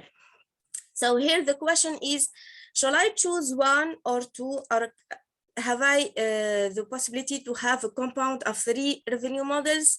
Yes, you can. For example, Amazon is holding commission revenue model, so they earn commission based on each transaction dealt between seller and buyer. They have affiliate revenue model, and they hold ads-based revenue model also. So you can have a compound of 3 revenue models, but at the start is advised that you start with 1 revenue model in order to succeed at the first stage, and then you can add further option as a revenue model. And I can't suggest 1 revenue model for 1 sector or 1 product or 1 service. It depends, okay? It depends on many criteria taken in consideration. So the question, how to start to select or to identify the best fit revenue model for me. The first is to collect data about your buyer personas, to collect data about your competitors, trend data, and primary and secondary data, and then cross-analyzing this data. So I'll be stopping on buyer persona to select or to identify best revenue model going with the buyer, with your business idea, with your strategy. You need to have information, enough data on the size of your niche. It's not like if you are targeting 1,000 customers or you are targeting 1 billion customers, okay? For the first, I may choose one-stop price, means one transaction, for example, revenue model. The second, I'll be choosing, for example, a subscription fees service, okay? It depends on the size of your niche. It depends also with the revenues of your buyer personas. If you are targeting lower revenues customers, for example, students or children or job keepers or job seekers, their revenues are very low. So you can charge them or use a business model that they can't handle, they can't pay, okay? The third point is you need to have data about the paying and purchasing habits and budget of your personal buyer persona. Means you need to have information what is the habit of paying, how your buyer persona are habituated, are customized to pay. Are they customized to pay one shot or pay monthly? Have they the habit of purchase, of taking too large time to decide, or they are quickly in deciding, okay? These criteria affect which revenue model you are choosing. Also the budget, what is the budget of your buyer persona that is ready to pay for such service. You need to have data about the repetition of consumption of the kinds of your service, of the product, and the cycle of consumption. Means if the buyer persona is customized to consume repetitively this product, or it's once a year, it's once in 6 months. So you need to have enough information about that. Also, the cycle of consumption. Is it regular consumption or just seasoned consumption? How you can have all this information about your buyer persona information? Just through, for example, interviews, face-to-face interviews or video call, or even by chat. You need to collect that about that in order to cross data after, to have a large outlook about your buyer persona needs or readiness for consumption, for purchase. Also through questionnaires. You may ask, you may use yes or no questions or open questions. I have just a little bit internet. Are you hearing me well? Yes, Okay. I'm hearing you. Okay, great. So we looked on competitors' data.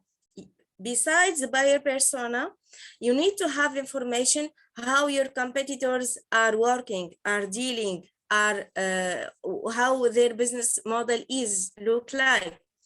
So first, you need to have information about the size of clients of your competitors, the number, what is their business model, what are their product and services prices, how they are pricing, and what's their clients' feedback. Mainly, what's their clients' feedback?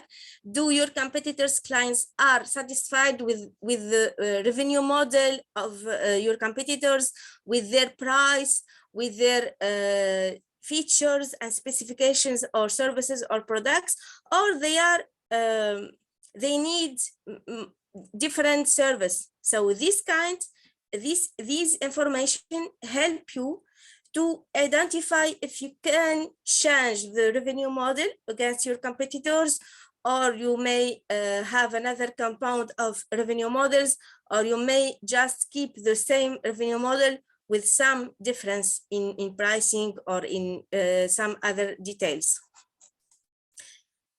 About competitors' data, you can just gather information through their websites. There's other tools where you can gather information. For example, the tool named samrush.com. There's an option, a tool under Samrush. You can have a competition comparison. So you can compare up to 5 names of competitors. You can have the number of traffic on their websites, and you can have an idea on how many clients there, how many repetitive visits, etc. Google Trends can give you some input up to 5 competitors' names in order to compare in sort of trends. If what is the competitor that that keeps more traffic on their website. Google Ads, Google Keyword Planner. This is another tool of Google that help you have information about competitors' name in terms of volume, but not trend. So this can help you compare you along with 4 other competitors and have a general outlook. But this is, for example, an outlook of Google Trends. So, for example, I was like, if I am a business of community or social media, so I'm comparing myself with LinkedIn, Facebook, YouTube in Cameroon. So here there's options. We can choose the country or the countries, the duration, and categories. So here the trends show me that Facebook is the most social media used in Cameroon since 2004 up to now. So this tool can help you comparing you against 4 other competitors.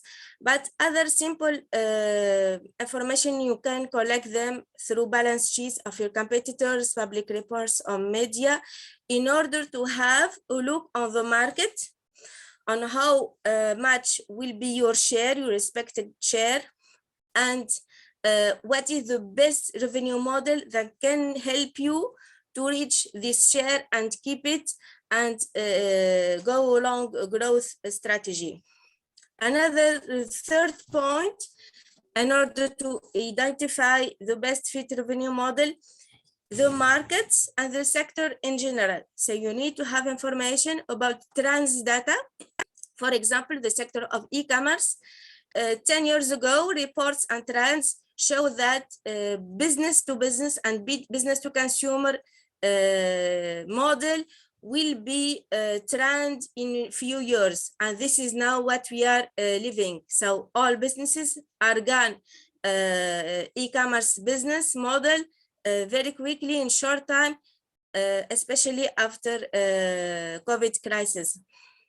You need to gather data from secondary and further primary data. So you need to gather information through secondary data, through statistics, studies, reports from governments, from public reports, etc., in order to have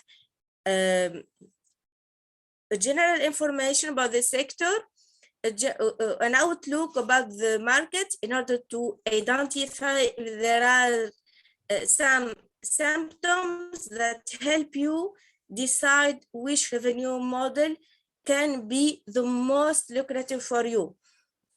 Based on governmental and legal data, you can this may help you if which revenue model can be the best. The infrastructure and logistics data also can ensure if you are working on a good revenue model. Before receiving finance, I advise that you start selling. May help you to have traction, to have traction. Second, to test if the revenue model that you are identifying is confirmed, ensured you sustainability and growth. And here I may say that, or I advise that you start testing 1 up to revenue models in order to confirm if it's well accepted and goes well with the customer niche you are targeting. And before asking for investment, here you have confirmed the revenue model within attraction. And during the starting sales, you can propose important discounts or limited offers in order to attract an important number of customers and to confirm the revenue model within attraction. As final advices, try to focus or to identify or to choose the revenue model the more lucrative. Means if you calculate the revenue model, for example, if you are selecting monthly fees subscription revenue model, means monthly fees, and you calculate it over 10 years, and you compare it against, for example, one transaction against 10 years. So you compare the expected revenues, okay? Or for example, you compare two revenue models, commission-based model and a transaction model. So here you compare if gaining commission through being an intermediary between seller and buyer is better than selling directly to customers. Okay, so here try to select the most lucrative revenue model, the easier one. What is the easier revenue model that help you gain money in short time? What is the faster revenue model that helps customer to decide quickly? What is the easiest revenue model that help customers to decide on your service or your product? Check deeply your capabilities against your strategy, or your capabilities and your strategy against a revenue model. For example, let's say, for example, you are selecting a freemium revenue model. And if we check your capabilities, we identify that you haven't resources, financial resources, human resources, and we can stop on them, on both of them, that can handle, for example, 3 years without revenues until the service will be confirmed, will be branded, and the traction will be confirmed, and then customers may ask for advanced services such as LinkedIn. It's after few years that LinkedIn proposed paid services, but at the start, they started as freemium service. So if you haven't financial resources and human resources that can handle the start of this freemium revenue model, so don't identify this kind of revenue model. I hope that this point is very clear. So at the end, try to be different from your competitors. Earlier, one startup founder said that we are replicating a business model from outside to African continent. Here, I may say that you need to be accustomed to the social circumstances, to the country, to the habits, to the demographic habits in the country. Try to be different from competitors. Don't replicate the same thing, but at the end, ensure that any revenue model you are selecting goes with your capabilities, with your strategy, with your value proposition, ensure sustainability and growth. That's it for today. Good luck and have a nice revenue model identification. Here I just changed my email since the first one is full. So if you wanna email me your deck, please send it to matornadiakanon@gmail.com. Up to now, I have just one startup founder that we have already 2 or 3 sessions, and we progressed steadily on his business idea.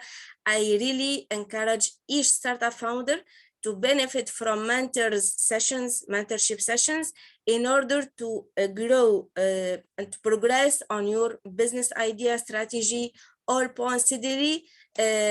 You have the chance that Christian is an investor, so we have feedback from a real investor. Welcome in, sorry if I'm a little bit tough in my evaluation. Good luck and have a nice progress, inshallah. Thank you, Bertrand.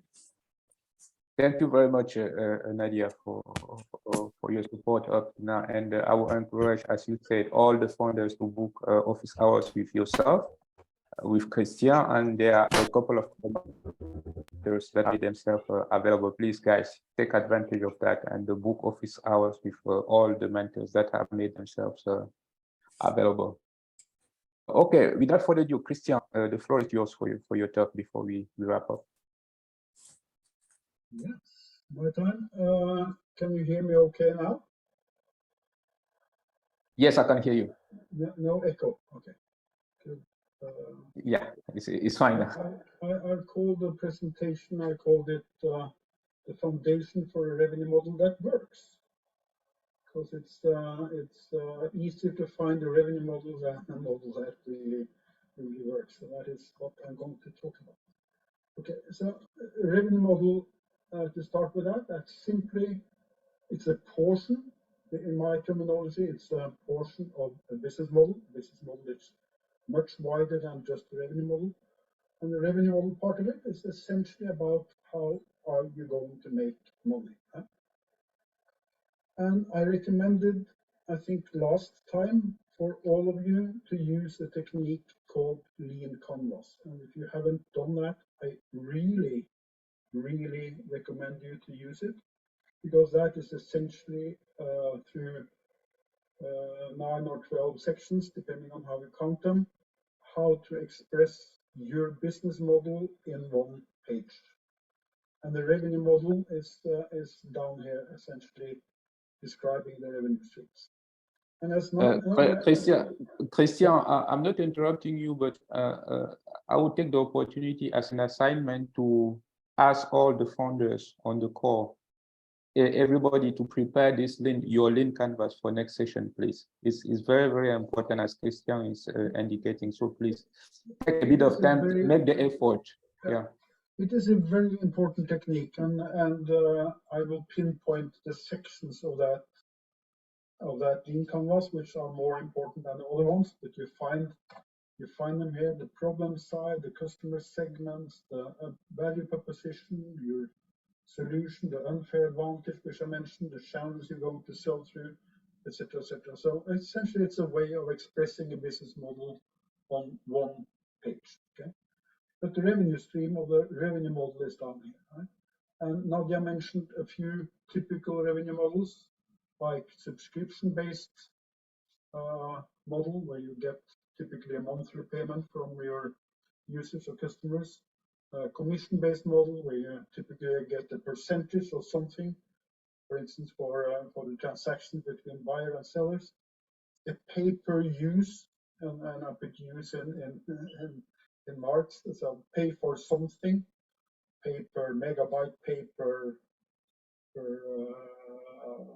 customer, pay per contract, pay per something, and advertising model. Right?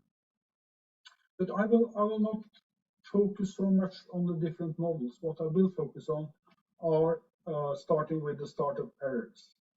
And the first error of 5 I will pinpoint that most founders do when they set up the business model, or even lean canvas, list all the revenue models or revenue streams that you can think of. So I'll be a bit of this and a bit of that, and I will have subscriptions and advertising and commissions and blah, blah, blah, blah, blah, with a lot of models at the same time. Not a good idea.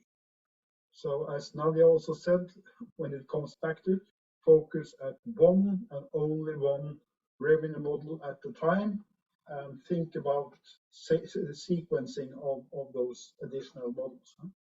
So first error, listing all the revenue models. Second error, delay the questions about how to make money until later. So we'll start out, we'll find some users, we'll build the user base, and then down the road, hopefully, we'll find a way to make money. Pretty bad idea. You need to think about how to make money much earlier.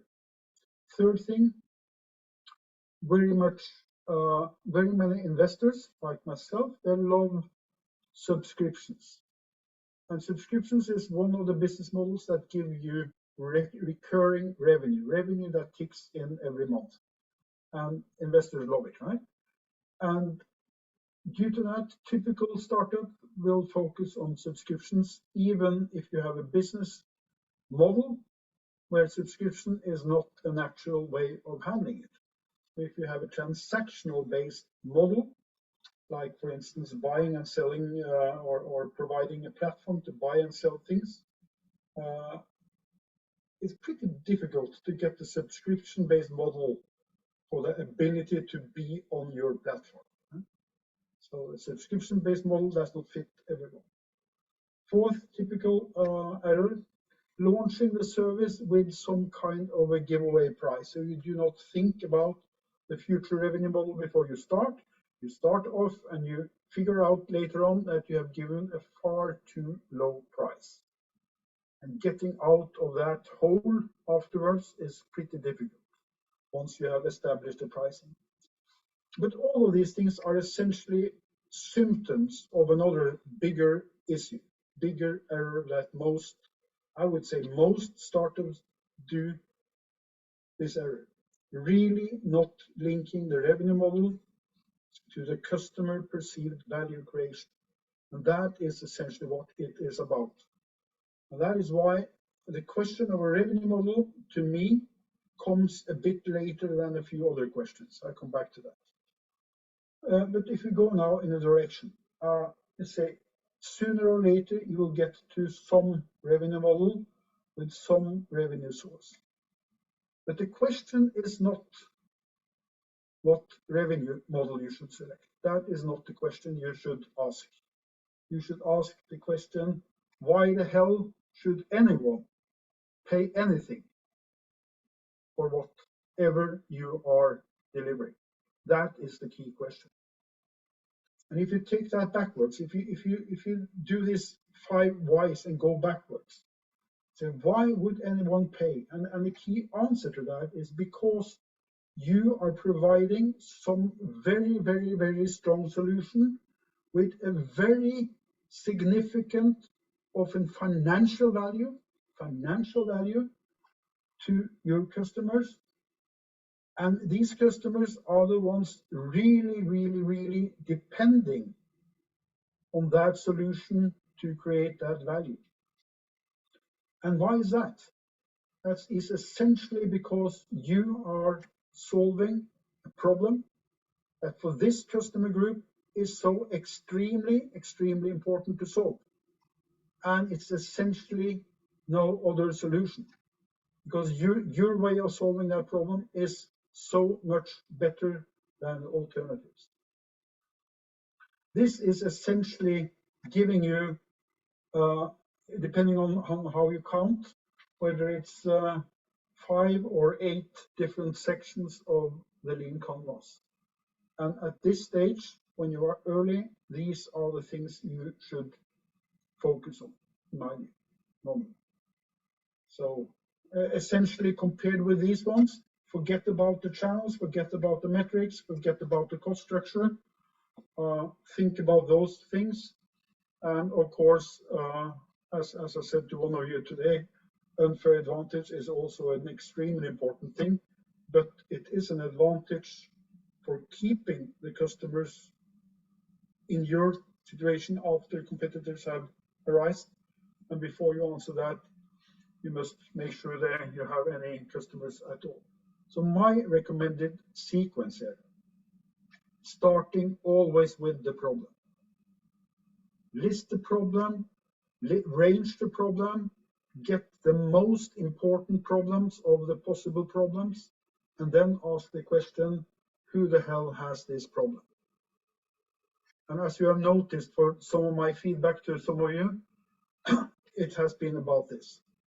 If you are questioning whether you really have a big problem for somebody, you don't need to have a problem that is shared by all people. You need to have a problem which is shared by a group of people who really sleeps bad at night due to that problem. That you need to have. And that brings you to the customer side. And again, in the same way as it's not very smart to focus with different products or different revenue models for an early stage startup, start with one and only one customer segment. And start with the customer segment who really answers the question, who has this problem, in the strongest possible way. So do the market segmentation and the prioritization according to their felt pain. Okay. So now I get a sub-segment, for instance, of SMEs that have this issue with limited access to capital, so I cannot finance my growth. And within that segment, and within all segments, you have a life cycle of early adopters, and you have the early and later majority, and you have the laggards. And what you should do is go from there and say, okay, within this only one segment with highest pain, who are the ones having more pain than others? And that will lead you to the early adopters. And being an early adopter has very little to do with company size or things like that. It has very much to do with the mindset of the one having the CEO role of that company. Okay? So it's also not an easy thing to find looking in newspapers or company registers or things like that. You need some insider information to really identify the true early adopters within a certain customer segment.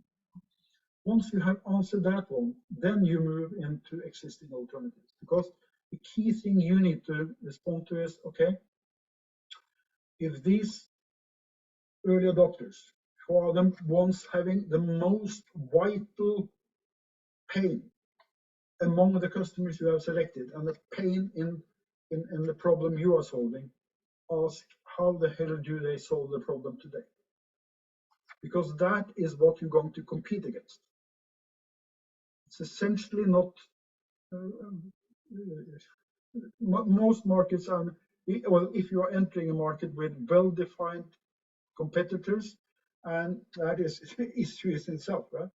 You try to find out how do they solve the problem? Are they really keen on solving it? And how, what if they are solving it, what effect does that have on really the problem they are addressing?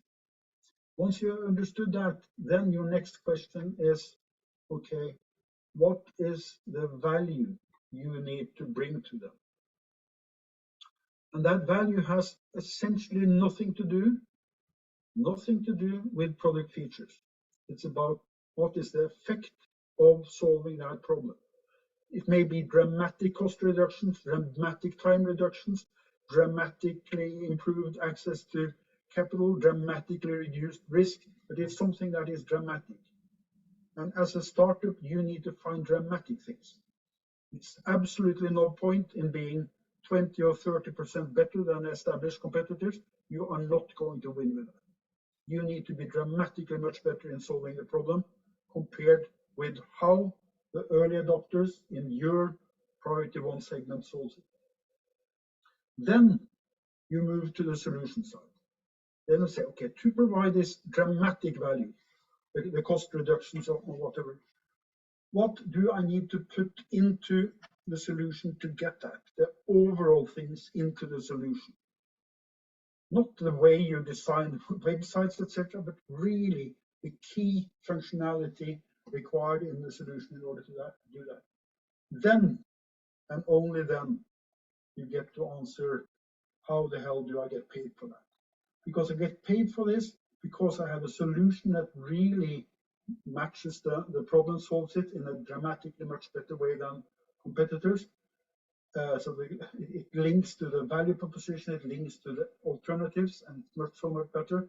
It links to the need of these people sleeping bad at night, the early adopters, which links to the highest priority segment based upon needs, which links to the way you solve the problem. This is the way a revenue model should be built. Okay?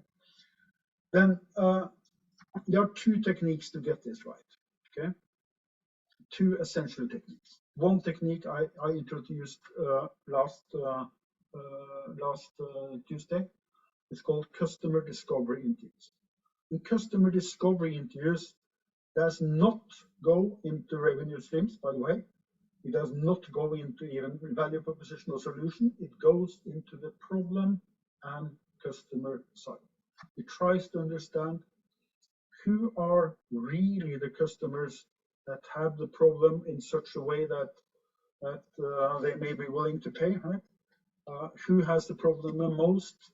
How are they solving the problem today, etc.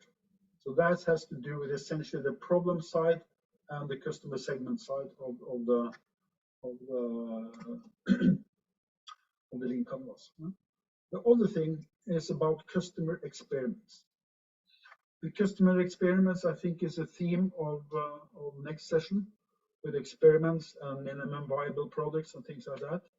Because then you move away from asking questions into actually demonstrating things and observing the reaction to those things and iterating on how you solve a problem. So in principle, the way you solve it and the way back. By the way, on a revenue model, it's not only experimenting on the model, but it's also experimenting on the pricing level. I worked with one of the startups in Kenya for a long while. It's called WorkPay. It's now working across Africa with the prime minister, and we went through very, very, very structured experiments also on the payment side, and ended up with a revenue model which formally had it's within salary handling and things like that. $1 per employee per month in the subscription fee, but in practice it's $2 per month because it's $1 per employee plus $1 per payment, right? So it's essentially two. But going into that model and experimenting with different models, I think we had 4, 5, 6 different models and tried it out. It's no point when you go on to the value proposition and the solution. It's no point in doing interviews anymore. You need to demonstrate something and observe the reactions. So don't ask, if I put this solution at $1 per month on the table, will you buy it? You will not get trustworthy answers from that. You need to try it out and see the response. Okay. So where do you do this? If this is the life cycle of a startup, and out here, a long way out here, you have what is called a product market fit. We essentially are ready to scale. Long before that, it's a checkpoint I call a problem solution fit. And long before that, you have a minimum viable product. And long before that, you have an idea of prototypes. Right? So what typically a startup does, it iterates, right? Iterates and iterates, starting on the idea side and moving to sketches and prototypes, and now working prototypes, which become MVPs, so minimum viable products, not only minimum, but viable, so it can be used for something. And then you get to a checkpoint, which I call a problem solution fit. And it's important to understand here, by the way, that the terminology in the marketplace very vary. So some people call this checkpoint down here for a product market fit, which it is not. and somebody says a minimum viable product, I forget about the V, I just have something minimum showing the showcase.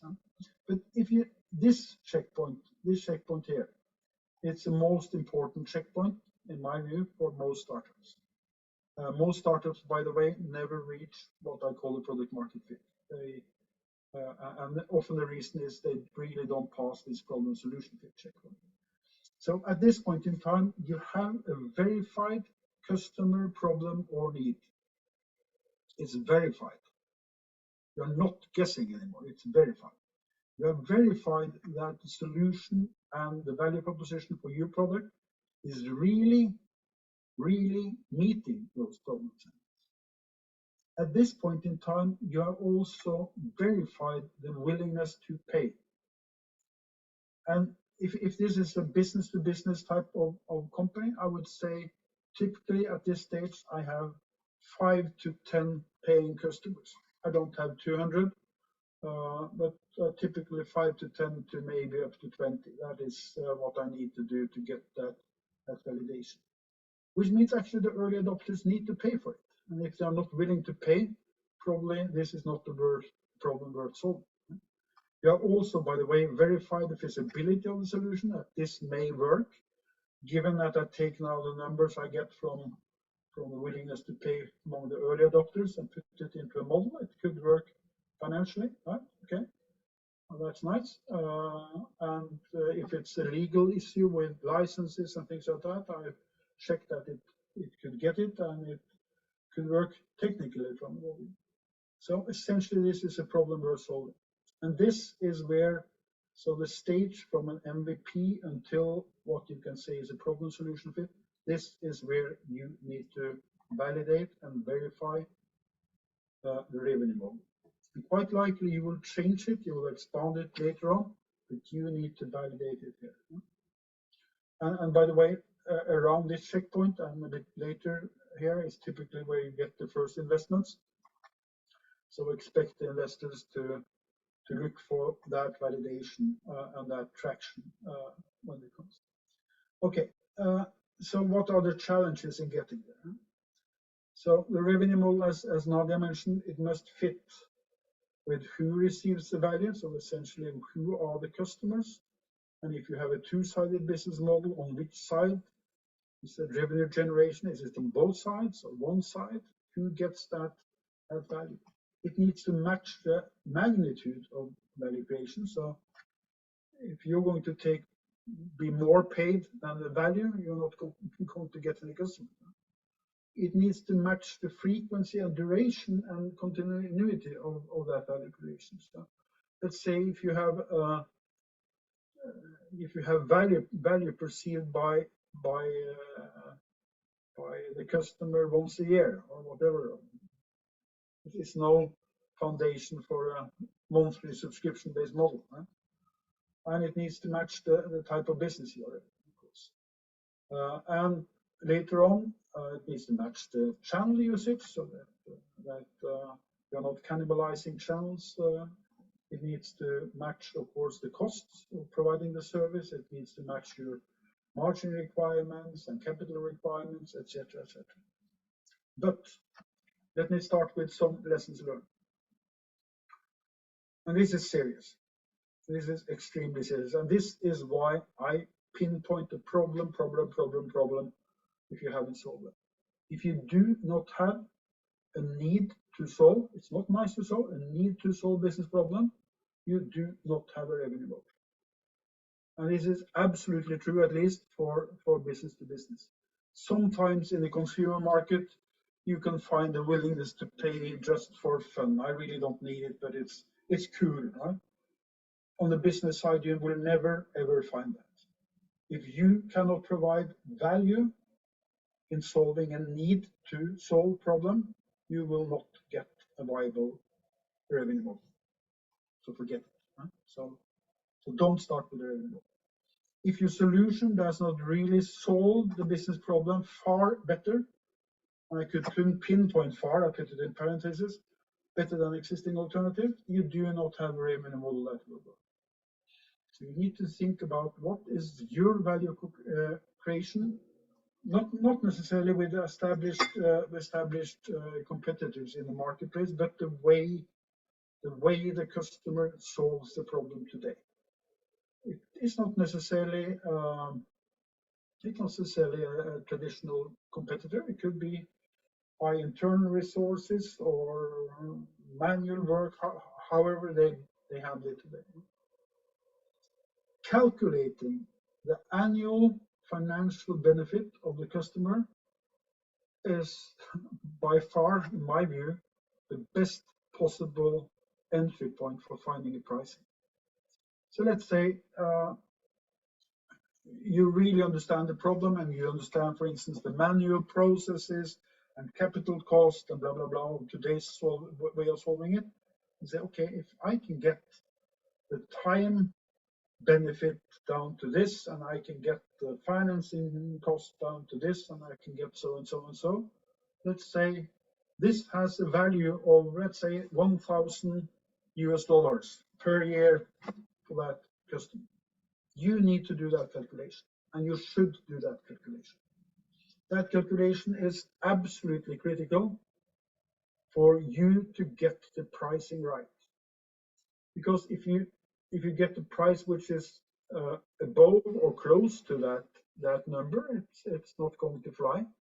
If you get the price which is extremely much lower than that number, you are doing a stupid pricing, which will be very difficult to get out of later. If you are smart, you can achieve what I call a no-brainer effect. And a no-brainer effect is the effect you get when a customer thinks to herself or himself, I'm so damn stupid. Every single month I do not sign up for this offer. Every single month I do not sign up to this offer, I'm losing money. That is the wanted effect you really want to get. And my experience, by the way, if you do the calculation and say that calculation is $1,000 per year, that no-brainer effect gets into around 15 to 20% of that price. So if it's $1,000 per year in benefit, if I provide something that costs less than $200 per year, that is typically where you get this effect of, I'm so damn stupid. I need to sign up to this. I need to sign up to this. Get it going. And that is the mindset of the early adopter you want to get. And if you're addressing enterprise level, I worked with, by the way, with customers on enterprise level all my life as a consultant.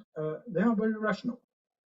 And very often this large organization have bureaucracy. They have a lot of gatekeepers. But if you get that no-brainer effect with the CEO of that company, which is probably the one you need to target as if you're going to dramatically change the business there, if you get that effect, that person will tell all the gatekeepers to shut them off. So yes, I know this is not a solution that we normally put inside our firewall, but get it going. Huh?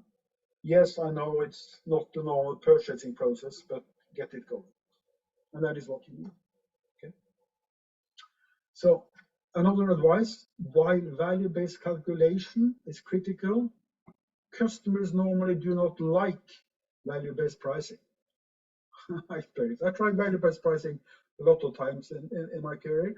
People don't like it. So okay, $1,000 per year in benefit. I will charge you only 20% of that. People don't like that.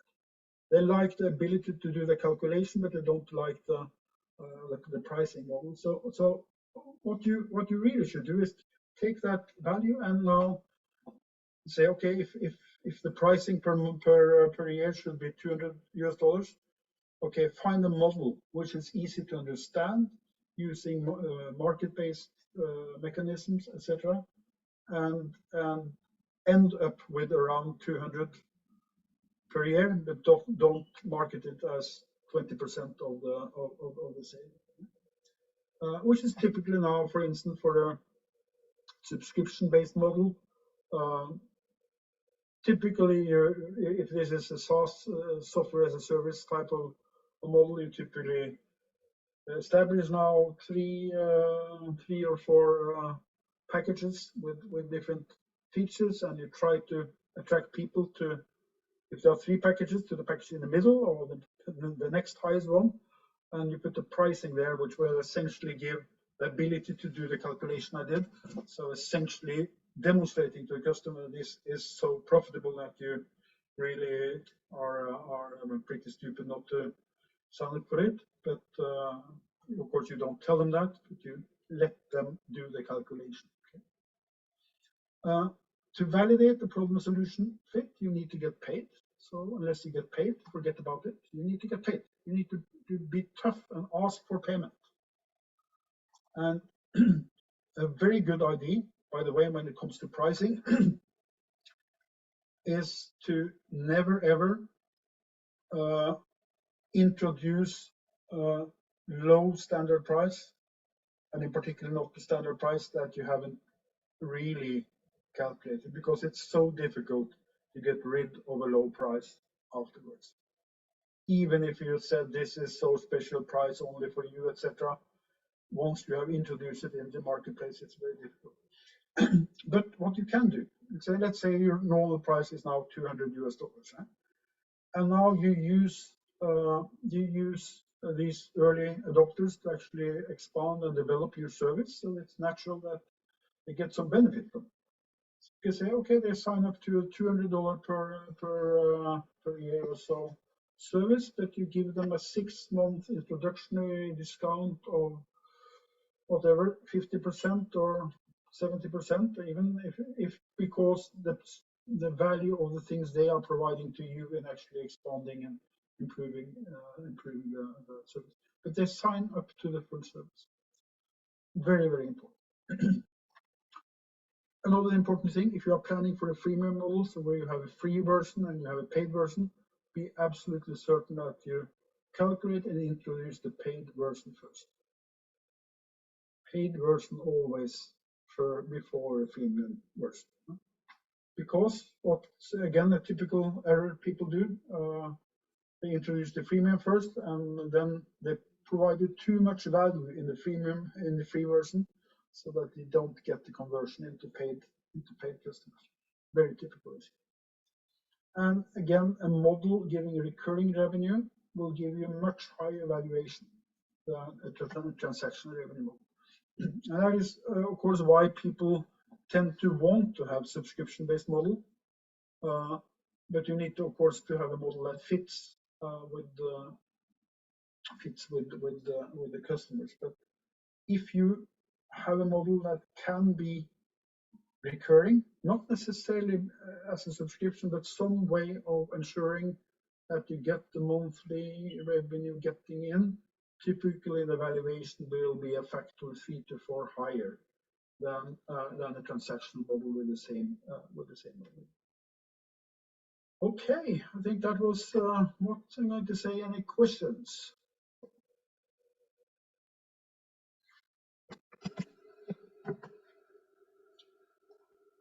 Any questions?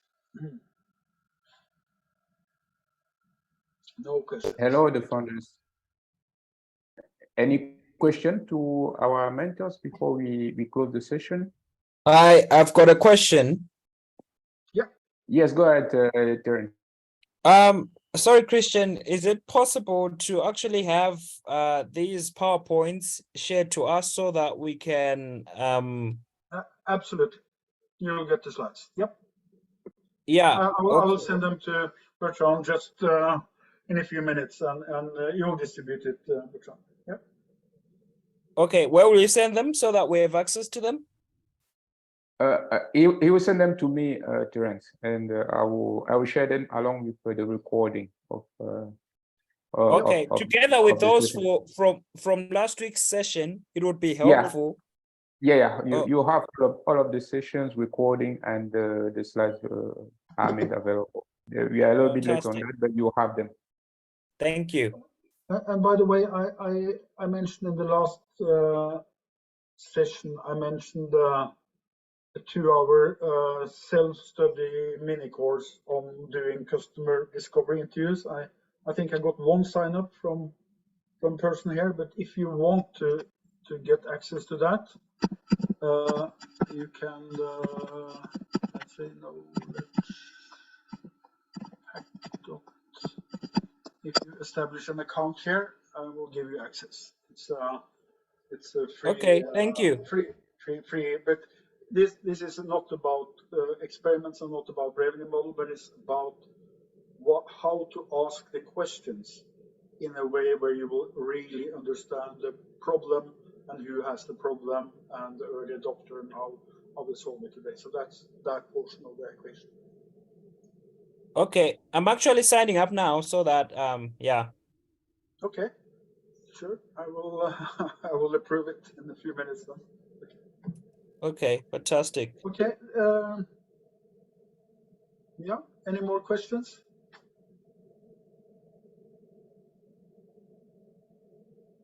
No.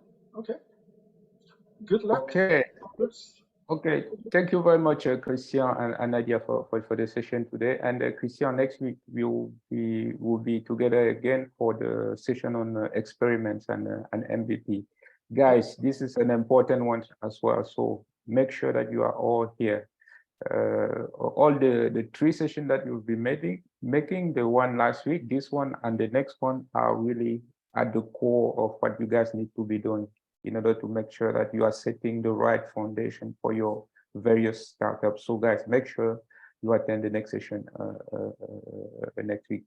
So thank you everybody for being here. And then you see you on Tuesday next week. Bye for now. Okay. Good luck. Good night. Bye-bye. Bye. Bye. Bye.